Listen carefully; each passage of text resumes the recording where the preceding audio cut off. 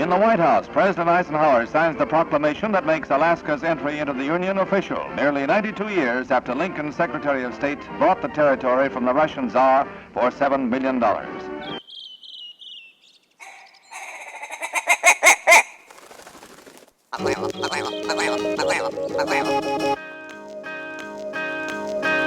The Alaska Wild Project podcast is brought to you by the following sponsors.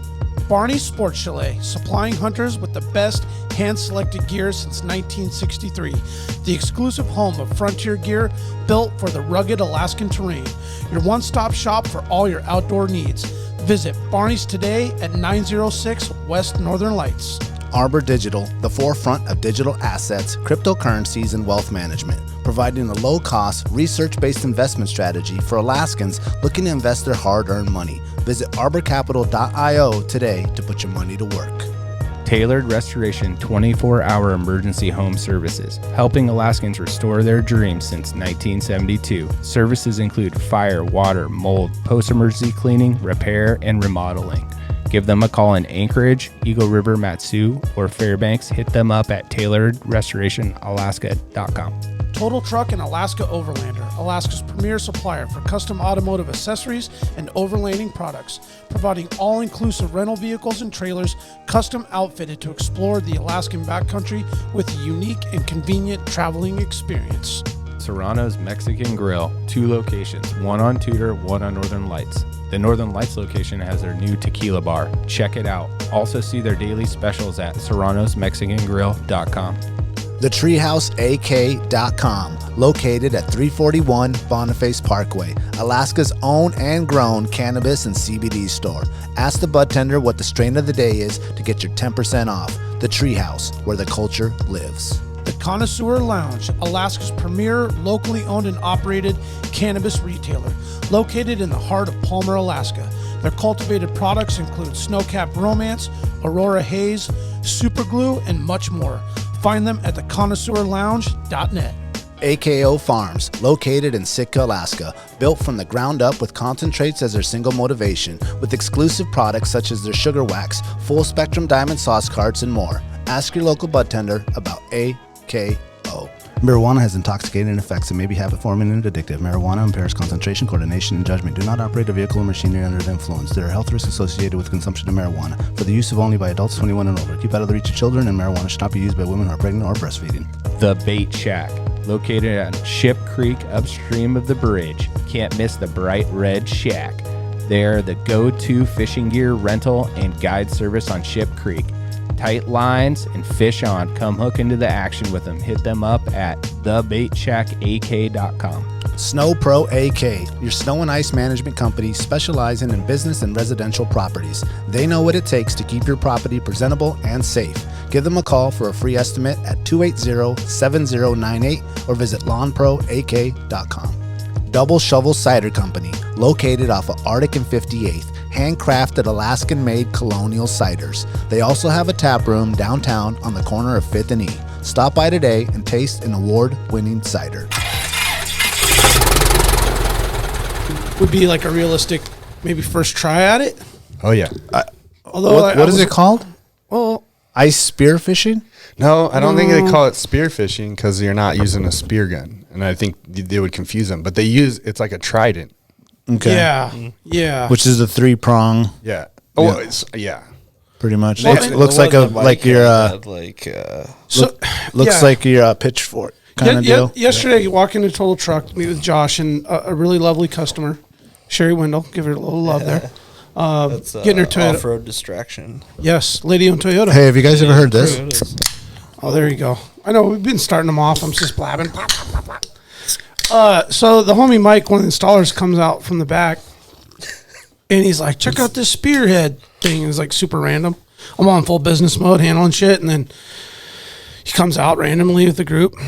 He's like, seriously? I thought it was like a joke, but it was this metal. It looked like he's gonna cut your fingers off. It was this metal like clamp contraption. Yeah. Was that kind of like? Yeah. Would you say it is? Yep. So it's like almost dropped it. It like spreads open and Like then a trap? Yeah, and then you like smack the fish. You'd like with a handle, like almost like a maybe trident length is kind of what I envisioned, and you'd hit the fish and it just clamps it, and it really reminded me like pike. Like the end of a broom Pike would be handle. like probably the most Yeah. like I don't know justifiable use for But the. through the ice? Oh no, you'd have like a hole cut in the ice, Okay, and as they swim and then by, they swim by, you would like, and you get them. and that one's a clamp versus like you're just spearing them. Yeah, Yeah, that's But why the trident? Because you have more length, more width. Because you got more Barbs. barbs, Yeah. more Oh, spikes. okay. Does it have a little? Yeah, they have barb they on have it? Barb on them. Yeah. Daniel, Google. Yeah, what is it called? Google just ice spearfishing on ice. I know the meat eater guys have done it quite a few times. Yeah, I was just telling you, I was listening to an episode. I don't remember what number it was. A few years back, they didn't say where they were. Where I was kind of guessing was up, like in the Exactly. This that one? thing. Yeah. They sell it at Bass Pro. Of course. $7.99. $7.99. Man, that's it. What? Wonder how heavy it is. It's actual product. That's just the head, I bet, and it goes on. Yeah, you got to Whatever buy the you want to. Yeah. broomstick. there Oh, it you is. just put it on your shovel. Shit, I could make Your hockey stick that you broke. The ones I've seen. just that ultralight Bauer. Yeah, the ultralight Bauer right there. Just You gotta go old What's up, school boys? For that. just take that out on the ice for the face-off. Watch your Well, toes. you We're guys coming for you, Play It Again So Sports. you guys were talking about like, oh man, doing something you haven't always wanted to do, and that was like the first thing that comes to mind. So how, It's like, do you like? Can we just do that, or do we have to get like a guide? No, I don't need a I'm guy. gonna have to go down. Well, I mean, we just need to like find. find a spot that's like Probably. shallow enough that the fish will be Okay. at a depth that you can see them. But I think the pike is like what seems to be what most of the time they're using. But you said the meat eater, they were going for whitefish. that's what they were going after. So I was thinking like, up like northern, Soda. yeah, it's not a little soda? sold up there. The ups. No, it's The here. up- It's here. I believe they were here in Alaska. They were here in Alaska at the time. And I have my guesstimations where they were at, just given that there's only whitefish in so many watersheds. I met a But it sounded really cool because they had the podcast recording during their Yeah. fishing trip. So Yeah. they were like in the ice house, yeah. bullshitting. And then I don't remember if they're guided or not. So we're gonna do an And they were like talking, Ice house like next holding an awesome yeah. conversation. Like, oh wait, comes a big one. Whoa, whap. Yeah. And then they get one, and then they were just Yeah. keeping tabs and the whole Yeah. thing. And I thought that was pretty cool. But Yeah, got a little video like here, to- Daniel. They like to ice fish for sure. why'd they What's why'd they do that? What's that? Where's that at? um Oh, okay. I actually send me that because I want to look at that. Okay, What's okay. it called? Pikes? Is this YouTube ice spear Pikes? fishing through ice? But this looks like it's down in the States, man. That's thin ice, dude. Woo. I think the bow fishing would be fun too. Yeah. I ran into this older guy at the What did it say? Pike fishing in the ice? the archery range. No, not Kincaid. pike. I want spear fishing. Pike spearing through the ice. There you go. Let's see what pops What were you up. saying there, Chad? Is it this one? Insane footage. Yeah. That is insane. It's got Ooh, 111. go to that one. Sturgeon spearing. That's insane. Sturgeon are big. You can do that? This dude Apparently. plays hockey, man. Look at that flow. And the mustache? Jake. You know what I've been seeing a lot lately? For whatever reason, like my wife and I have this thing where we just like take a couple Sturgeon puffs spearing? Okay. and watch TikTok for like 45 Oh. minutes or an How hour long before is we this go to video? sleep. 28 minutes? And her feed now is like, Oh my God. it's like right now it's like all elk stuff. Like her feed has gone to like, I don't know if it's me talking and the the algorithm phone's just picked it up hearing- or yeah. if it's like she clicks on like hunting stuff. But lately there's been a lot of people posting like stupid shit they've done with animals. Oh, like so they're on a, there was a rope. guy in a boat. He was in a boat and a moose was swimming and he jumped out of the boat on the moose's back. And I was just like, I think Oh, that's yeah, I kind saw of that. older video, and then she did read the comments and the guy did get in trouble. And I was like, what? Oh, These yeah. morons post this shit. And it's like, Oh, yeah, that's you're animal just harassment. exposing- oh, Like, man. Yeah. Like, I don't think and there's they're been a thinking bunch it of it through. lately that I've seen. And I'm All just right, like, so check this out. So anyone looking, it's called Spearing Pike Insane Footage. all caps. Bop. Okay, so hold on. He lured it in. Yeah, with a lure on a line. With a lure on a line, the pike. So you see the pike on the bottom, So then he's luring him in. artificial bait. And then it misses it, and he brings it closer to the top, and then he just hits it with the trident. The so trident's on a rope. Yeah. It must have some weight to it, too, the way it just drove in there. Okay. Definitely. All right, here it is. Oh, he needs a bigger hole. Oh, see, he drilled the hole just with the drills. Yeah, no, you got he did. Yeah, you're right. He did. He opened the hole with the dog. Yeah. He opened the hole with the auger. We're gonna go do this. We can go do this. Let's go for the 49th. That looks So fun. we're trying to start a thing for all us what old the- folks, or for the old folks out there. Instead of celebrating the 50th, we're going to start celebrating the 49th. 49th. I'm in. That's So whoever's the going to turn precursor. 49 first, we're trying to go January. fishing for spear It's fishing. perfect time. We're going in January. I should be That getting is thick perfect by time. then. And you guys already have like the. I'm into it. I got the ice. We got everything, dude.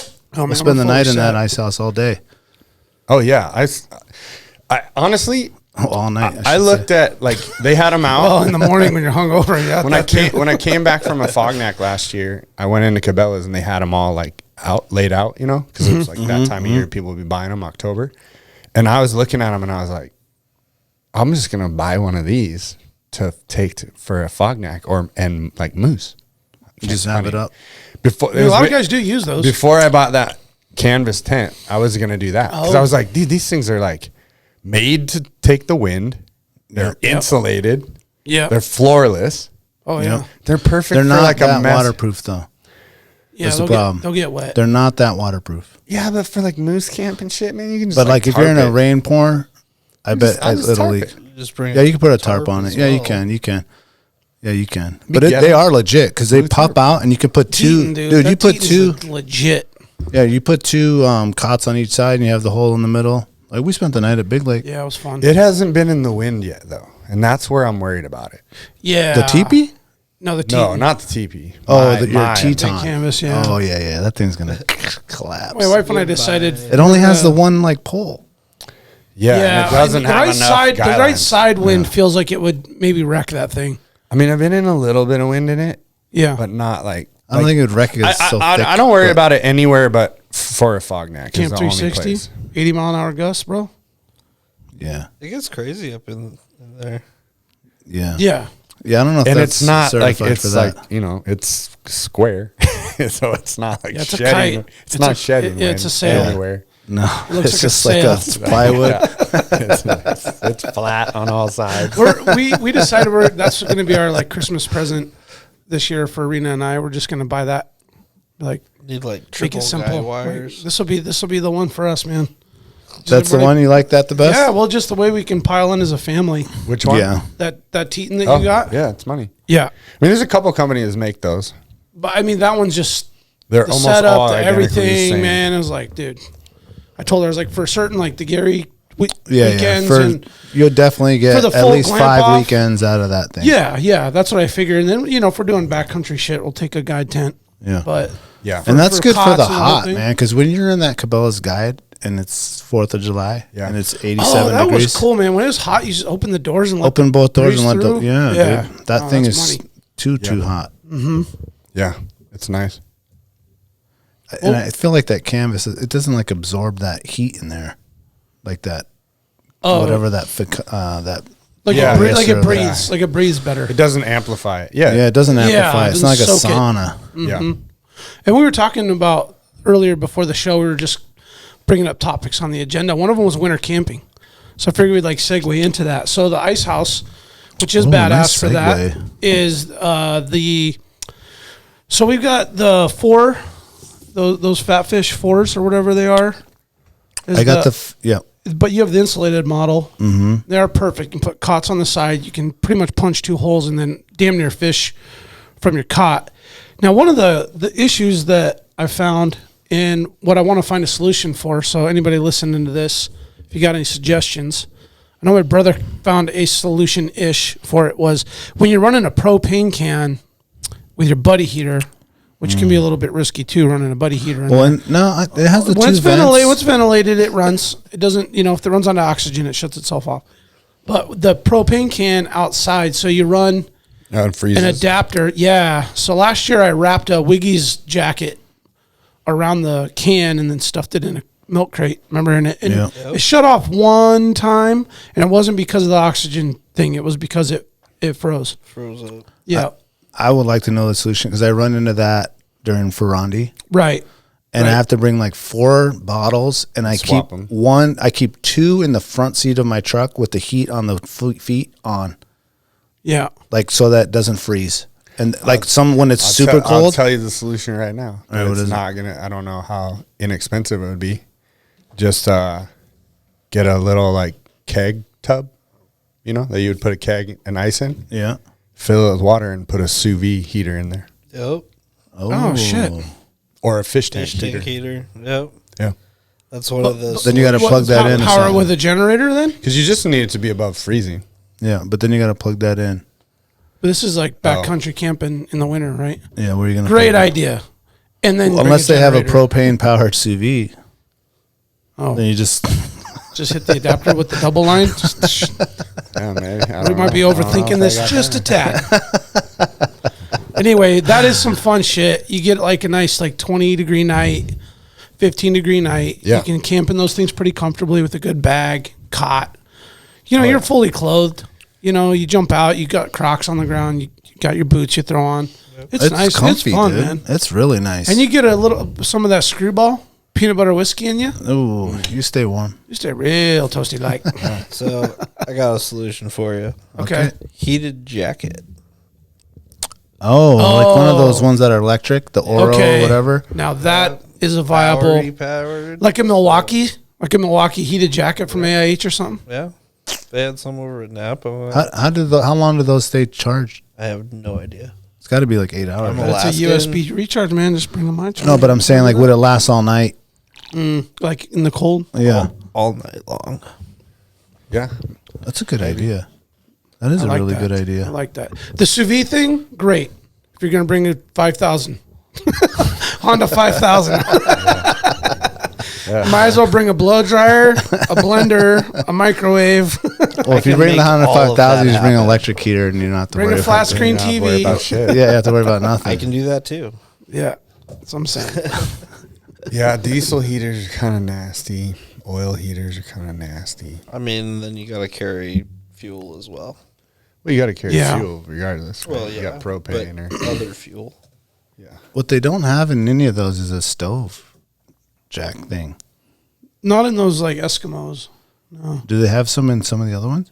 No, but you can get. I mean, like I mean, could you just cut it? I think Alaska Tent and Tarp will sew it on for you. yeah, I mean, they just cut a hole and cut a sew on hole some and put silicone. whatever the fabric, fireproof fabric. Yeah. Also modify a Silicone. fish house for it. Yeah, so you can have a stove in there. Yeah. You'd have to be a big one though. You'd have to get like the 8 because you think about like I don't know. You Two or could have three it in the guys in corner, there. just in that little corner on the side. I mean, not in the corner, but in the middle, but on the side, like where your head I is. just think about like just 2 dudes in there ice fishing. Yeah, so it's like Just- me here and Josh there, and then the little stove is right here, and the hole's there, and the exit's there. Okay, Perfect. Yeah, for I 2 mean, guys. we Yeah, that'll work. have Yeah. propane heaters that go into like the alu cabs. Or like the propane heaters that are in the Arctic ovens. Yep. Yeah. Or you just get an Arctic oven and cut the bottom off.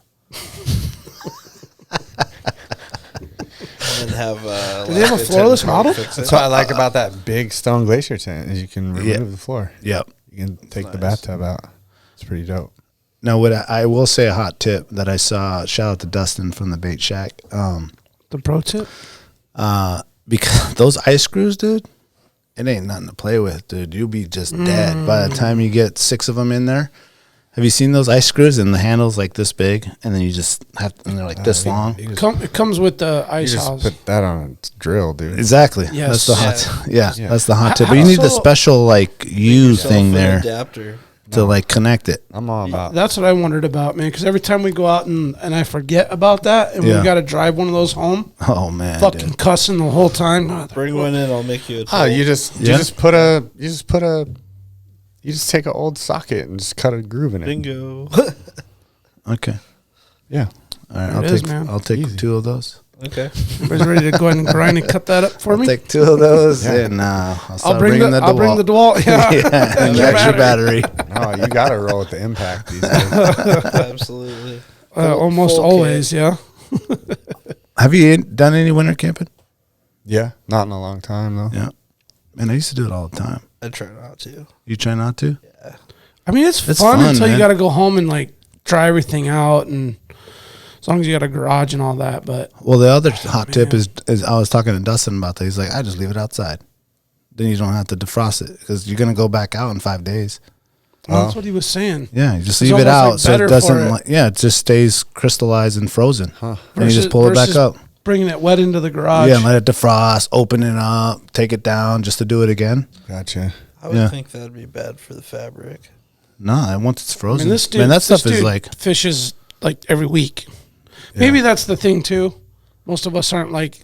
I try to go every week, Well, yeah. I mean, that's true. and if I'm not not, you crazy. still leave it outside. What's the problem? Yeah, I would be. I'm either. In the backyard on the sled, ready to go. So the Milwaukee heated tough shell is good for 8 hours.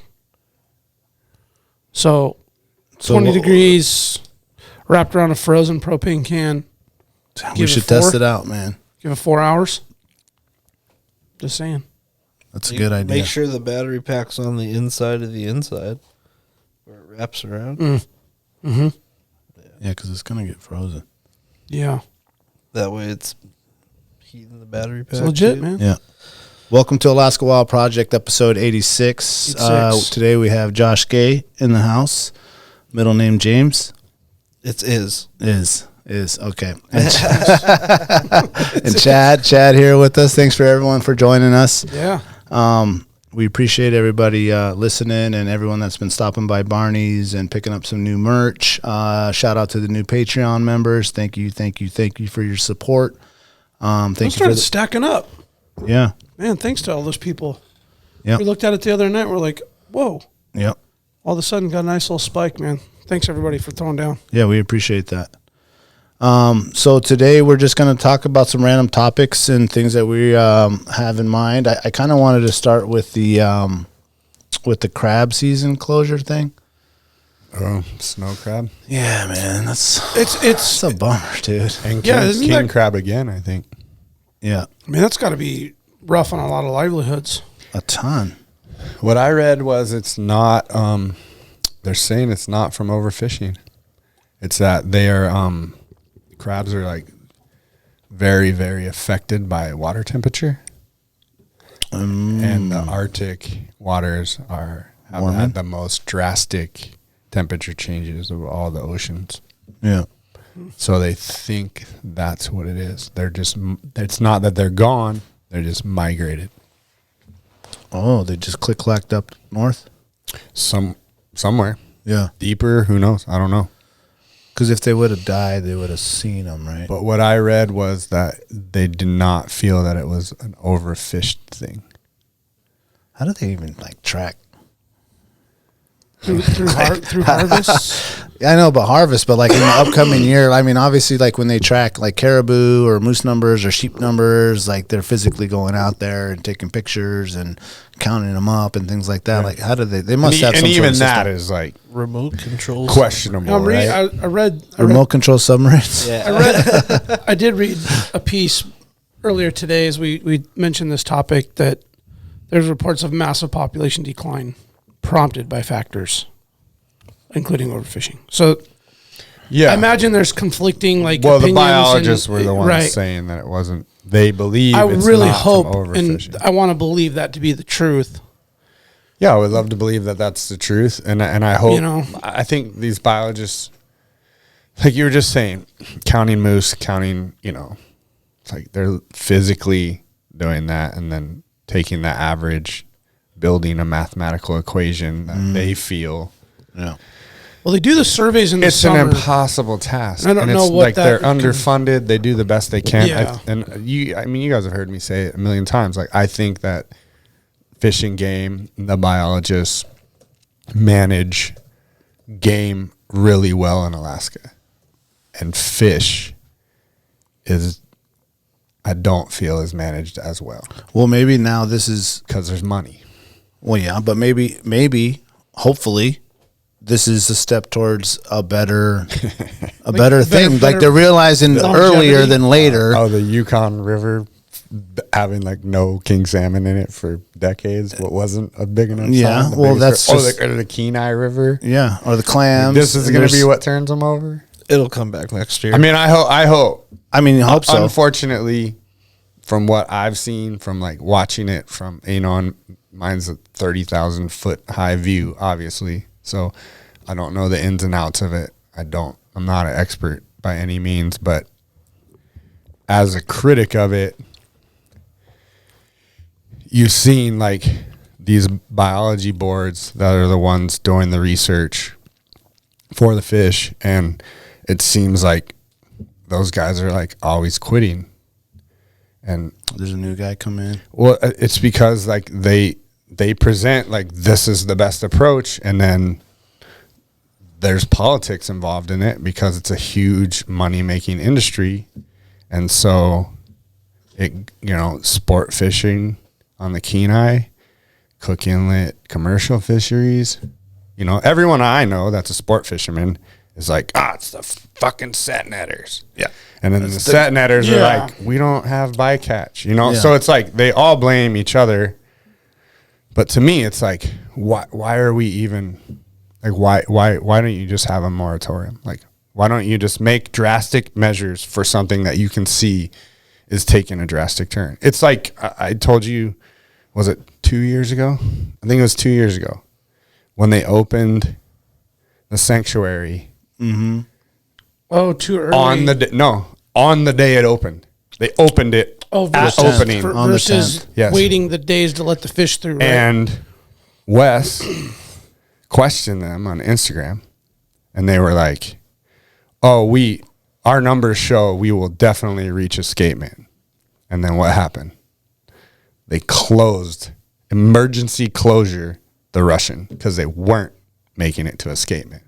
Yep. And I walked at least 7 miles of that river and got to the mouth and was like, that could be why I haven't seen one salmon, because it was literally the water was so low and it was corked up. Like when I was a kid, like, and we used to go down there and fish, like the Russian was our spot because you could be like punk ass kids, you're just down there in board shorts while everyone's in waders, and you're just like not listening to anyone. They're like, we're not gonna cast till 2 p.m. and I'm like, I'm getting the 1:30 back across, so like I'm not waiting for you. Sorry, wasn't part of that boat.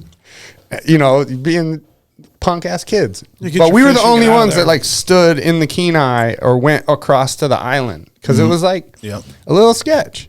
It can be, yeah. When I went down there that year that they had to have that emergency closure, it was shoulder to shoulder tourists across that thing. It was so shallow. Oh yeah, and so there was no way a salmon could get, like, they couldn't make that gauntlet through. Well, and I've been saying this for years. They have to not allow fishing like within, 50 yards of the mouth, because it just becomes a line of people. Yeah, and it's not that big of an area. It's and they pretty can't tight. get through there. No. Like they just can't, No. And it's going to lead to another problem. Yeah. I'm surprised that they've allowed that. Like they haven't noticed that. We need to get some of these people in here. Well, it'd be nice to know. Yeah, I know what you're saying. When the sanctuary's closed, you can't.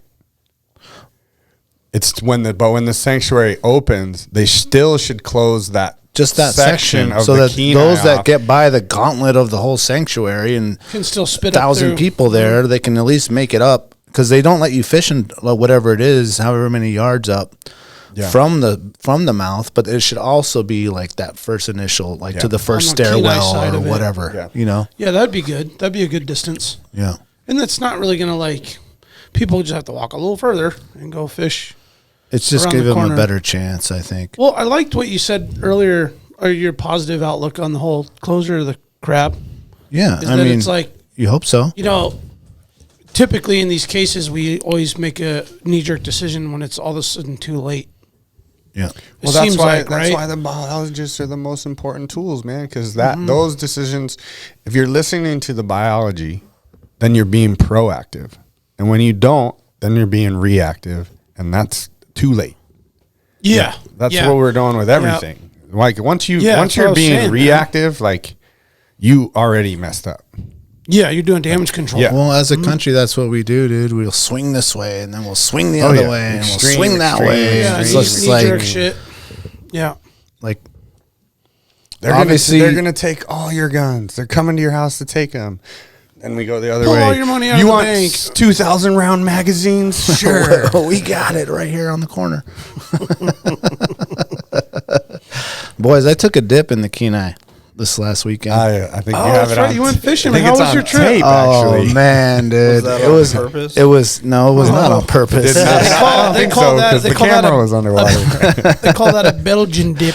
It's not my first time. I'm sure everyone that has ever fished plenty of times down there, you've slipped on that. It's because now you can't have the felt, on your boots, and it's just slippery. And the water's low, And right? my son had a fish on, and I went out there with the net to like go around, and I wasn't even like deep. Good thing.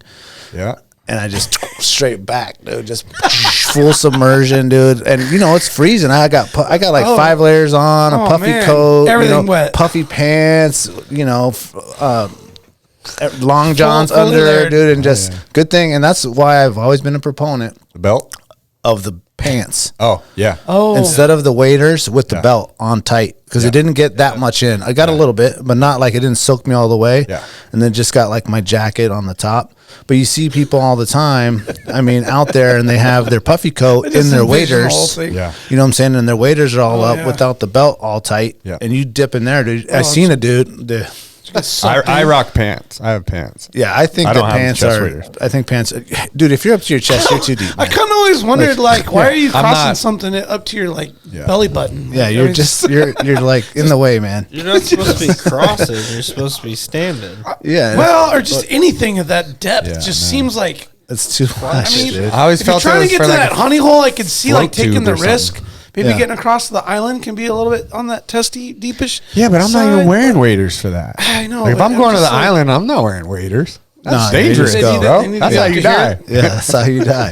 That is No, how it you is. die. Well, you were saying something earlier, like you seen a guy get sucked I seen down? another guy. So I seen a guy the same trip at the end, and we ended up taking Trout Alley, which is like the last slough, and we did good back there. And you got to kind of drag the boat now because it's pretty shallow on the I was crossing. going to ask if there's water there. Yeah, it was good, but there was this guide. He had like 4 dudes, like across. It's kind of like the last hole before you get to Jim's. And this dude got a fish on, and I'm like, oh man, he got one over there. And I'm just watching him, and the dude who goes to the net like went too far and just did a full front flip, dude, right into the deep because they were in that deep hole, dude. And he had his waders on, dude, and he's just hanging on to the edge of the boat, dude. That's everything he has. Everything he had, dude, and everyone's just like And they're struggling to get him out because how much poundage He weighs did a that? ton with the water in his Yeah. waders. I don't Oh, yeah. I only wear waders if I have to. I was glad that he was at least towards the end. And what happened to me was right in the beginning. So Yeah. I had to deal with like a little bit of coldness all day. But I felt for this guy, I was like, well, good thing that happened at the end. Because Yeah, that it's happens gonna to be you, right dude, to in the the middle. You're just trips dunzo. over. Yeah, You're Oh, done. yeah. God trips over. I mean, yeah, one but- dude ruined it for his 3 buddies. Hate him. Yeah, Yeah. it's like speed rowing down to the truck, right? Yeah, like this guy's claustrophobic. We're going to have to go skin to skin right here, get the wiggies out. Just get the space blanket out. Come here, bud. Sit on my lap. But the funny thing is, of course, my kids laughing at me. My brother's laughing at Oh, me. of course, I got dude. it on video. I still had the net and the thing in my hand or whatever. And then Did my you use the Ninja? no, the Ninja Net. No, because it doesn't have. You know the conversation? Okay. No, the Ninja Net. Is that what you're talking Yeah, about? yeah. I was not wondering Shout if out you to my boy with the Robolize and the Ninja Net. But no, because he needs to. Catch and release. He needs to have it where it's that rubber. Yeah, or that silicone or whatever that is. Nylon's gonna bang fish up. Yeah, and it's too Especially deep. But that was one of the tips I told him. I said you need to make one for trout. Yeah. So that it's like Oh, yeah. not as deep gotta of a have net, silicone. and then Yeah. silicone That's so that good you're for not going to. salmon. Yeah. Harvest fish. Because that would be awesome, dude. Oh, Because a lot of you times guys you are got the talking fish about in your hand and on the pole, and you want to net it yourself, but Yeah. you can't. So anyway, like you know, Like a rubber net, it's got. Yeah, silicone. You Yeah. got to have that for catch and release because Well, trout are not tough. His setup hardy would be fish. hard because that's kind of a lot of material in the netting. Yeah, but when you have a catch and release net, it's like a super shallow It's- net too. So it'd be true. way less material. Yeah. Okay. So I think It might still like fold down good and do the ninja I think you thing. could still do it. I think you All could right. do it. I think he still could do it. Okay, so it's these just aren't probably even gonna be the a lot more like this. expensive. See this? Yeah. That's like the traditional. That's the fabric that I'm talking about. Oh, that's silicone. It's like a rubber silicone. Sick. Yeah. Okay. Nice, man. Now he could have that where it comes out, and it's still good a little longer. Yeah. I think it's nice to be long because then you could still have the fish in the water. I should just give you my net after. Yeah, I mean, I had one. I don't use them. I'll take it. I'll take a net. I'll take a net. Mine. The handle's a flask. Oh, that's nice. It is. That is nice. That's really nice. Down in Yakutat. I wasn't kidding about that. Oh, that's a good idea. I mean, I heard about the Yakutat. It fits quite a bit. How'd Kyle do it down there? He do pretty good. I'm trying to go on that trip much this better year. than Matt Chambers. I'm in on that trip this year. I'm trying to go. Who was praying every 25 minutes to? I think he was facing west. I don't know. What happened? Smurf houses. Oh, gotcha. Gotcha. But anyway, the Kenai. I'll throw them all under the bus. I don't care. They know that I'm not pulling bunches. They know. Yeah, they know. Josh. Yeah, the new patches are legit. they are. So for people that have been listening, Josh here was the one that we talked about the project to the Purington Trail, Third Swamp. Purington? Yeah. Purington? What did you say? I call it Purington too. I call it Puritan. Purington. Yeah. Real quick, Josh. Yep. Remind us and our listeners about the project, the cause. Okay. Give us some love. So on Purington Trail, there's 3 marshes. The first marsh was bridged in 2014, I believe. Which is a nice bridge. It is a beautiful bridge. Yep. The second marsh is still passable. And then the third marsh is turning into a giant mud hole. And parents coming back from the cabin last weekend said that first snow was coming down and they were having issues getting through that mud hole. So, what kind of rig they got? It's a Defender 6x6. They put the tracks on it too? Yeah. Damn. With the tracks in there having trouble with the Defender? Put the tracks on, yeah. Damn, like a regular dude just can't go with the regular 4-wheeler? From what they were saying, it's pretty bad out there. Yeah. Yeah. Yeah, that hole's nasty. Yeah, it is. You got to put the power down for sure. Yeah. Yeah, I was able And to that's part skirt of the around problem, though, because you put the power down, you're digging more out. Yeah, you kind of have to. Yeah, in those But it's areas. absolutely It's the only way to get through it now. Yeah. Because I don't want to go. I don't use the outside trails because I don't want to tear those up. Exactly. Because everyone's you make using them those, worse. so like, Yep. and they're usually narrower than me. I'm sitting pretty wide in that razor, so I just go through the middle. And I mean, I'm not having to hammer it, but I'm throwing some mud. Yeah.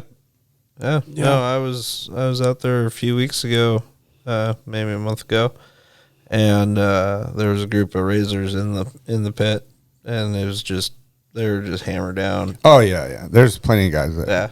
Well, I mean, I don't like power washing that much, so Yeah, I mean, you're just making a lot of work for yourself when you. I try. But I mean, I know plenty of dudes. They love that shit. Yep. Yeah. And even some of the backlash that I've gotten from the off-road community is that we want our play hole.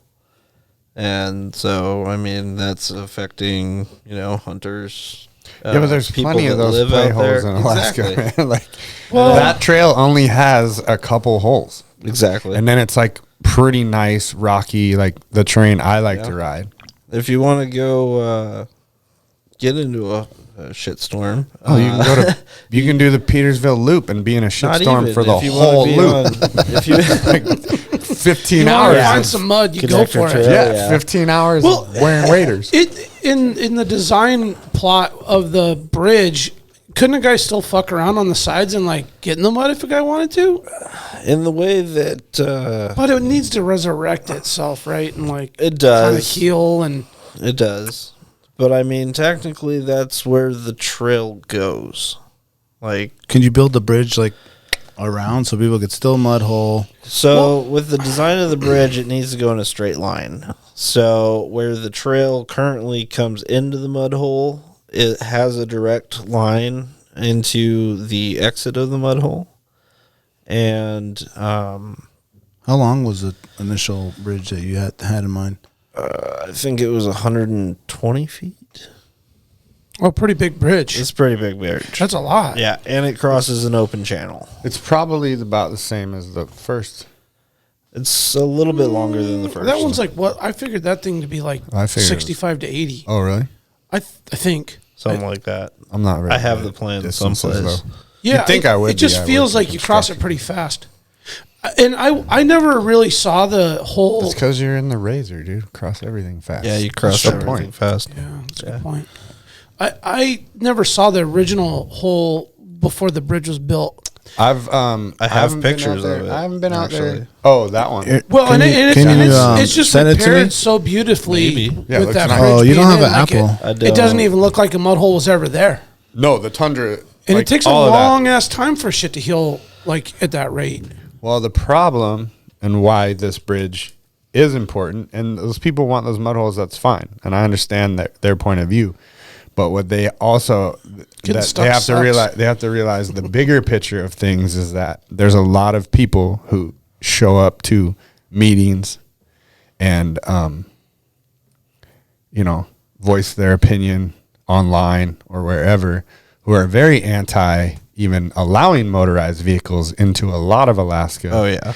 And mud holes, the trail just keeps growing out and out, and the more you scar that stuff and the more it's visible from air, visible from wherever, you just Doesn't you're help just the cause, you're does just- it? No. And so you gotta you have to look at the big picture of stuff, it's we talk about it all the time. Hunting, fishing, we all got to do it because if you want all this stuff to be around for your kids and your grandkids, then Close the trail. we have to be responsible. You have to close the trail. Well, no, 6 years. and to the to justify the bridge, and I think your point to preserve it. Yeah. for I longer, mean- you fix it, and then now the trail's actually healthier. Yeah. So we And it's keep still calling there. it a trail, and it's actually a road. Well, right, No, it's actually a road. I've been told like off the power line, and then that's No. a road. I'm not sure the technicalities of it. Like, but does the borough call it a road? The state has a road number for it. Yeah. So I've been trying to explore into. Can you get seeing- them to plow it? So I like to go out there and run it. Exactly. Yeah. No, I was trying to see if DOT had some kind of funding that I could tap into for it. Yeah. How are you on the funding of that? In the same place we were last time. Well, Slow- I think slow we're go. at 1,200. 1,200 and 20,000 was the goal? Yeah. 25,000, but since then we've found out that the grant that I was trying to get is a full match grant. So you have to raise the whole number and then they they'll match it. they reimburse you, Okay. which kind of threw a monkey wrench in a private operation No. trying to get it. No, that should help you. Because now what you should do is you should just approach some corporations and just Return on tell investment. them that they're going to get their money back. Yeah. You just need this fronted to you, Yeah. and that money's going to come back on that grant. That's a good idea. Yeah. Yeah. That's how it works. Or man. even Gotta play the game. even all the Like cabin some owners of- out yeah. there be like, hey man, all Some you of the- guys, 20 of you guys throw $1,000. The cabin, It's done, and then we're gonna pay you back. Is Like, everybody on board with it though? Is there any native land up there? All the cabin owners out there are definitely on board with it. Yeah. Is there native land up there? I don't believe so. I believe it's all DNR. Okay. I didn't know if you could. But reach maybe out to, like, DOT would be Patna or down. something. Yeah, exactly. Since it's technically a road, Yeah. I mean, they should have money allotted for that. Yeah. Yeah. You should find out who the representative for that area is and see if they can help you out. I'm sure they're up for a vote right Yeah, now. that'd be Chickaloon. I'm sure they're willing to listen to you and right just try now. to try I'm sure to they've been talk to- texting you about 3 a.m. God, my phone's been blowing up, dude. So much spam, so much political shit, Political so much call, like, political oh my call, God. political call. Unions and this, that. It's like, leave me alone. Yeah. If your name's not in my phone, I generally don't answer. I don't answer the phone unless I know who it It's like is. you get a spam risk call like every couple of hours. I get a ton, I dude. mean, dude, it's gotten stupid. They got a filter Sometimes for that. if I'm feeling frisky, I answer it and do the old Seinfeld joke where I'm like, "Oh, I'm super busy right now. Just give me your number. I'll call you back in like 10 minutes." Yeah. Sir, I can't do that. Oh, you don't want to give your number out? Then stop fucking calling mine. That was a Seinfeld? Well, yeah, but I don't think he went. Minus. Minus the F-bomb part. Sounded a lot funnier that way. Television here.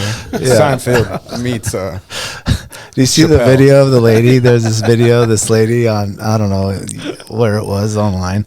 And she's like, they're like, how my mom deals with spammers.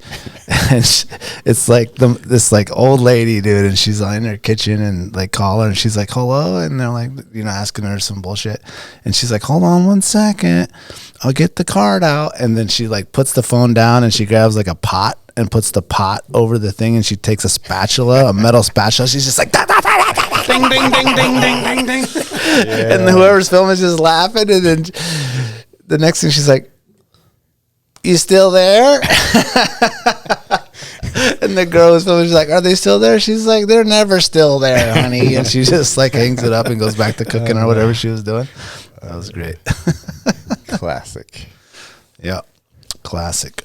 Give us a second. We'll be right back. Shout out to some of the sponsors out here. Thank you. Barney Sports Chalet, supplying hunters with the best hand-selected gear since 1963. Barney specializes in supplying hunters with the absolute best Alaskan-proven gear on the market for some of nature's most rugged and demanding terrain. Whether you're headed to the remote volcanic islands of the Alaska Peninsula in search of a brown bear, or the shale-infested glacial valleys of the Brooks Range for Dall sheep, it is critical you choose the right gear for your dream hunt. Don't miss Barney's exclusive brand, Frontier Gear of Alaska, tested from the high mountains of Tajikistan to the extreme conditions of Alaska. These products were designed for high performance and durability. Frontier Gear was derived from decades of experience hunting big game in Alaska. Paired with other top brands, it provides you the absolute best gear selection anywhere in the world. Stop in at Barney Sports Chalet in Anchorage on Northern Lights or check out their custom website and reference tool at barneysports.com. Total Truck and Alaska Overlander, Alaska's premier supplier for custom automotive accessories and overlanding products, providing all-inclusive rental vehicles and trailers custom outfitted to explore the Alaskan backcountry with a unique and convenient traveling experience. At Total Truck, you can find brands such as ARE, RSI Smart Caps, Goose Gear, iCamper, Front Runner, Rigid Lights, Rhino Linings bed liners, and everything you need to outfit your truck or SUV. Alaska Overlander provides 4x4 vehicles and expedition trailers, custom modified for Alaskan adventures and outfitted with rooftop tents, fridges, and all the camping and cooking gear you need to start exploring. Visit them at alaskaoverlander.com. Well, so I got to keep the feds out. Hey, man. They just, they veto. I know. Make the final call. Yeah, we have a lot of federal land. They make the final call. I didn't know. We went to try to fish the float the middle, and we camped at Upper Ski Lac. Is that Upper? The closer one to Sterling. That's lower. Lower. So we camped at the lower Ski Lac, and then we went across on the lake, and we were gonna fish. We did. We did a couple passes on the middle, and then came back. I didn't know that dudes could like. Wait, you launched from the lake. on the one closest to the river? Inlet? Yeah, the lower. That'd The be lower, that'd to be go to the middle. Yeah, lower. Okay, Yeah. yeah. So right there. And so we went and fished a bunch of passes, and then the wind kicked up. So it was like we had gets real scary on that lake if the wind kicks up. And he just has a little 5-horse on the thing. It wasn't going to be worth dying. Yeah. But I didn't realize there was a couple groups of dudes duck hunting out there. Oh, really? Mm-hmm. Yeah, dude. Yeah, right on the river itself, right? On right at the entry right there. Yeah. Dudes had their little things set up. and just blasting away, dude. Those dudes sound like they're having a blast. I didn't know that. But we pulled over on this little tiny like island because we had to pee, and we wanted to let the dog out to run around, and my kid was cold. Took old Kenai on the Kenai? Yep. And my son is like, Poppy, come look at this. You're going to have to come look at this. He's like, I don't know what this is. I go over there. It's an eagle that got its head shot off. Someone had shot an eagle and just left the fucking thing right there. Obviously, they just left. You know what I'm saying? That's un-American. Dude, I was like, that's an eagle. It had the claw. It was an eagle with his head shot off. And they must have like fetched it, or the dog fetched it or whatever, and they brought it back and realized, shit. We need to get rid of We just shot it. Yeah, we just shot an eagle on accident. This is not a duck. Was it on accident? I don't know. Well, I don't know. But they left it there. They probably should have just ate it. Is it more American to just eat it if you accidentally shoot it or leave it? No, we weren't implying that it was the duck hunters you saw. No, definitely not. Just want to make sure 100% we're not clear the on guys that. who were there. No. And maybe not even a duck hunter. Maybe not. I mean, shooting the head off something like that's. It was clearly close like up. one of those deals where it got its head shot off, you know, and then Like it was completely like headless. yeah, but the rest of the body was there, and it Well, got they retrieved. What an head unusual find. I wish I would have took a picture. I don't even know why I didn't take a picture. Yeah, that's I had the weird. cameras and everything, and I was like, oh, let's get out of here, like before someone Yeah, thinks this it was us, Feels wrong. you know. And then I started talking to my son about it, and because he had like grabbed a feather, and I was like, I don't think you're even allowed to have that. Nope. Technically, no. You're not allowed to even Not have like a unless feather. you're Native American, Yeah, or an Alaska Native. whatever the PC term is. Yeah, well, those are both. So I thought that was crazy. Yeah. I mean, what a mistake for whoever did it. I hope on it was a accident. mistake. I'm sure it was. Who knows? I doubt it was. I mean, I don't know how you could I accidentally. feel like my shoot the initial head gut off. instinct Well, was I that can was like because some as poaching ducks are shit. flying over, dude, and you're like doon doon doon, and then an eagle just decides to like fly by, and you accidentally but what I'm blast it. saying is like, I don't do a lot of bird hunting, but I did do it when I was younger a bit. And when you're like shooting ducks, can tell the you're not difference. shooting the head off of a duck. No, yeah, So Hard to like, get that's maybe. like you did that at close range. Like Close they might range, yeah. maybe they hit that eagle and then they like shot the head off of it to like put it out of its misery, maybe at best. But either Oh, way, okay, I I would didn't think say it about was that. very intentional. You're more of an optimist than me. Yeah, I'm like, pretty nah, man, optim- people are evil. Like I feel like someone did that on purpose, yeah. which is horrible. Yeah, I mean that's what my gut like. But told me the first thing I've you been said around that I was some like, annoying eagles. But You're scaring away all the but I've ducks. never killed one. This eagle's scaring away all the ducks. Yeah, I thought it was pretty fucked up. It is. I mean, never seen that, and I knew right away what it was. And my kid was like, "What is this bird?" He thought he found like a goose or something. Yeah. I was like, "No, that's an actual eagle right there without its head." man, did you guys Yeah. see that post? I mean, it was like about a week ago.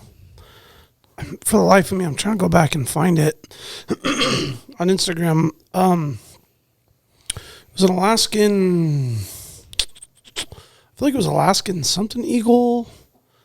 It was this super old image of a kid Oh, holding the eagle. holding the eagle on his back. Oh yeah, like he had hunted like a it. turkey. Yeah, yeah. And it was like Was it? I don't get on Instagram very often. No, it's bald eagle, American. It bald was like eagle. a picture from like 57 or 60s or something like that. No, it's older than that. It was when there was a legal federal eradication of bald eagles because of their numbers were too large and they were like killing cattle. They were like a nuisance to kids. They were like basically like an insane nuisance, which, you know, probably is arguable. It was back when we thought everything was a nuisance. Yeah, and I'm sure it was. I'm trying to find it, man. I can't find the before picture. everything caused cancer. Only in California. Right. This is true. It was just a very, very You just have to read the okay. label. Oh, They'll man. tell you. It was a very like crazy image of a boy with an eagle and Yeah, these are all going to be the Mongolians that hunt with With the golden eagles. goddamn Mongolians. which is awesome. Yeah. That is rad. Taking out wolves with eagles. Yeah.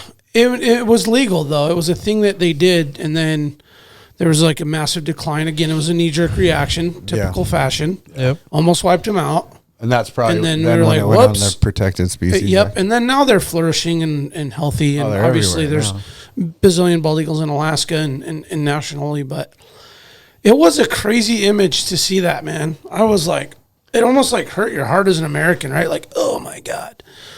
Yeah. Even though, like, I think as an Alaskan, and a bald eagle is a beautiful creature, and you see it in so many cool ways. But at the same time, it's kind of like a scavenger and a vulture. Oh yeah. You know, so you see it in a maybe not its like It's not as most cool brilliant when you- light. up here. Yeah, and you know, Have you ever been to a dump at a village? They're not. Go as, more they're good not. with Or, it. they're not or, real, or like, you've been to, if majestic you've ever been looking. to Dutch Harbor, they're not as they're not that majestic. awesome looking as the postcards. Yeah, I remember those as a kid, man. We were talking about the fall, like trout fishing. We used to go down to Quartz Creek. Yep. And the outlet that dumps into Kenai Lake right there. All yeah. the dumpster Behind shavings. Sunrise. And we used to go and catch the dollies and rainbows in the mouth there. And the lake would go way, way, way out, shallow, and you could go out to up to your waist. Actually, those chest waders came in pretty handy back then because the lake was like dead calm, and you could walk for like, I felt like 500 yards. You could walk out from the shore, and it was just this shallow. And these giant trout and dollies would be swimming around, chasing the spawning salmon in. You know what the waders are? Sorry to interrupt. Go ahead. Like for dip netting. Those dudes that are Yeah, like trying to be that's the fuck. it. Just put a wetsuit Yeah. on, bro. And you go all the You way. could do that. Exactly. You know? Or just put on some board shorts. I don't know if man they up. make the Samoan size wetsuit though. Oh, they do. The They did? 4X. The 4X. That's Yeah. a big. We have 4X hoodies too. For you big boys out there, man, get on the website. We got 4X hoodies. If you're a You hoss, got a couple of those. come through. We got every color And when for I you. folded and rolled those up, it was like, damn, it was like a comforter and shit. It's like rolling up your sleeping bag. Pretty much. It was just about as big in circumference, It's too. like, damn, this won't even fit in a stuff sack. You use that on the It's outside. the of your extra heated, shipping costs on that. heated blanket. It's like One box only yeah, had 4 shirts in it. you wrap that in a trash bag. But I remember one morning I woke up really early. My folks were still passed out. It was like first daylight. I want to say it was like 6 o'clock in the morning. And it was not actually the wisest move to walk down there at like, I think it was like 11. I remember I was still in elementary school. And I go down there Tell in me. Quartz Creek, Okay. you know, behind where the Kenai. You're in the Mouth- camp and you're walking down Yeah. to the mouth to of the it. mouth. Yeah, it's got like the trail system that Yeah. walks down. It's been many years. I haven't done it in a long time, but I used to do that at the restaurant all the time. yeah, well, it was just like there was dead salmon like everywhere, man. And then I get down there and I'm like, I see bear tracks just all over the place, and I'm like, shit, man, I was like 100% by myself. I'm gonna get 8. But it was cool. It was kind of eerie and kind of scary. But the eagles, man, they were all over the place, and I like weaved through like a dozen eagles that were all standing on the bank, and they were from like me to you, and I just walked nice and slow. They pop their head up and look at me, and I'll never forget just watching them devour and shred an entire salmon in like a minute, 2 minutes, and then like move on to. I'm like, I had never seen them close. Yeah. Doing what they do. You always see them on the perch on the tree, Some big flying birds. around in a port or whatever. And it is like, when you're standing next to it 11 years old and it's like 3.5, 4 feet tall, Yep. and it's, full size white head, and the talons are, as long as your hand, and then just the sound of the flesh the tearing tearing. of it, yeah. It was like something I'll never forget. And I was like, they're not to be fucked with, man. They Like, will fuck you up. dude, and they were like all over the place, but they let me walk through. Birds I of fished and they prey. did their thing. And I almost felt safer from bears because they were all around, man. Because there's like so many of them. It almost felt like nothing was going to come up in there. I hate to break it to you, But- but they'll just fly away. Yeah, I know. It was a peace of mind as I was. But if if one of them Flip didn't it. want to, Yeah, no, it was pretty you cool. have your hands but full. They're pretty nasty. I mean, they're a very majestic and big, beautiful bird. But Well, speaking about the bear thing, dude, it happened to us, which I always thought on the Golcana would happen. But we went on that trout alley, and we're coming, dude, it was like the worst. that's this last weekend. This last weekend, we're on Trout Alley. Shallow. It's actually wasn't that shallow. Actually, the river is about like normal, I'd say, right now. Oh, really? Yeah, it wasn't that shallow. So the dunes you weren't having to like drag or anything? Nope. We actually were able to come up where we were, over it. Nice. But my brother or my son had got a really nice trout, and I'm like the netting guy because he's oaring. I think he had got one. He gave it to the rod to my son, and I grabbed the net, and I'm netting it, and I got my hands in the water, and I'm ready to I'm trying to take the hook out so we can take a picture and release it. And then he's like, bear. And you're in this little narrow thing, dude. There's just a bear literally like me to the freaking corner right there. Just like, because we had just come around the little corner right there. And good thing the dog was like, roar, roar, roar, roar, roar, roar. And my brother's like, bear. And I got the fish in my hand, and my son is right there. And I'm just like, oh shit. Like, You needed Brandon. dude, we weren't ready, dude. We weren't ready. We were not ready. If that bear had decided to just like jump in the water, and my son said there was another Throw bear a fish behind at it. There wouldn't have been no time, dude, because when I looked up, I was like, oh, Yeah. it's right there. Yeah. And I'm just holding like a trout, you know what I'm saying? I'm just like, oh. Here. Yeah, here you this. go. Don't have us. Have this. But it just made me realize, as we've seen, there's been several lately, like crazy bear things online. You see those two kids? The kids that happened, and the one dude in Japan with the bear when he was climbing, he's like kicking the bear away. Yep. It just made me realize, like, man, dude, we were not ready. Like for that situation, when you're in those little creeks and those little sloughs, like Where it's tight. yeah, Well, dude, that bear would have been. If you are ready, it's like you still like Yeah. you floated that thing 100 times. Yeah. It's never happened. So like you probably have been ready, and then it just falls off because Yeah, it hasn't Oh, happened. and it's not like the typical how season it where goes. there's like the crowds and the bears, messing around while you're fishing, and it's just that feel. yeah. You're probably like a lot less. But crowd. we're like just floating and we're quiet. Like it's like raining. yeah. It's raining. We're quiet. Yeah, the we're bears just probably fishing. didn't even know you were there And until I'm it like popped got out. my head in the water, like looking down, and it just like boom. It's like right Yeah. there immediately. That might have gone different without Yeah. the dog. Might Yeah, have the gone dog different was without what the dog. scared it off. But it got me thinking, like, why isn't there life vests that have the holster? Oh, You know what I'm saying? Because I spent a lot of time, especially like moose hunts and a lot of fishing on lots of different rivers and floating. Like, man, I would love for someone to invent the holster or at that least is where it has like the an attachment. part. Yeah, You just like buy the I holster. normally I got the Canon, the big like 7-inch 44. It has to be on my belt. Yeah. but I would love it if it Hard- was hard like to had like a little slip. Kydex. Yeah, something, dude. Gotta be Kydex, man. What is it? Plastic, like Oh yeah. Kydex holsters. Something that attaches, at least the attachment to the thing. Maybe they have that, and I don't know. I've never seen it. But I haven't seen it for a life jacket, but they definitely are. They're definitely making a lot more. with like molly panels on them. No, molly but nuts? that's all they would need to do is like put. I feel like you molly could go to like attachment on it. Alaska Tent and Tarp and I wanna, like, and have adjust them put mine. something on it. But mine is so big. I was like, after that incident, I was like thinking, I was like, where do I want this thing? And I was like, if I had like the actual like insert of fabric like right here, so it would almost be, it could still be in the holster, Yeah. and it would slip inside of that fabric piece, and then like somehow secure in there, and then I could still have it just like accurate. I mean, not accurate, but like accessible. Yeah. Why don't You'd they have have that? to- It's crazy. They have the knife holder and all the other bullshit, but like not the gun thing. I have it on my bino, my bino harness now. My holster's on the hangs on the bottom of it Like this. because of Brandon and I's experience. Is it like this, or is it the elbow stock one like that? Nope, it just attaches on the bottom. That's that Alaska So guy. so it goes like this. It'll Whatever it is. attach. It'll Does it actually go like this or like this? like that. Like this? Yeah. Okay. Yeah. I like that. I have a chesty trauma pack that I wear whenever I go out. Oh, that's a And, good idea. Yeah, it just sits in the back pocket for me.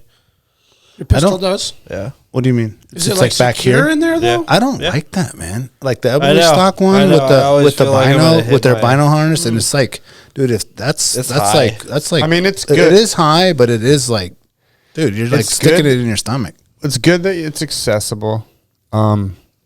So I But like you this. need you need something that you can draw fast. Like I had before that, before I bought this, and I bought this specifically because of what took place with Brandon and I on that bear hunt, was because There was a delay. I have there. been running a chest rig, like a chest holster for my like a Diamond D deal. Right. No, I actually moved away from the leather, and I have a behind your Kydex one. binos, But then it was behind my binos because if I'm wearing both. You know, Yep. when we're hunting,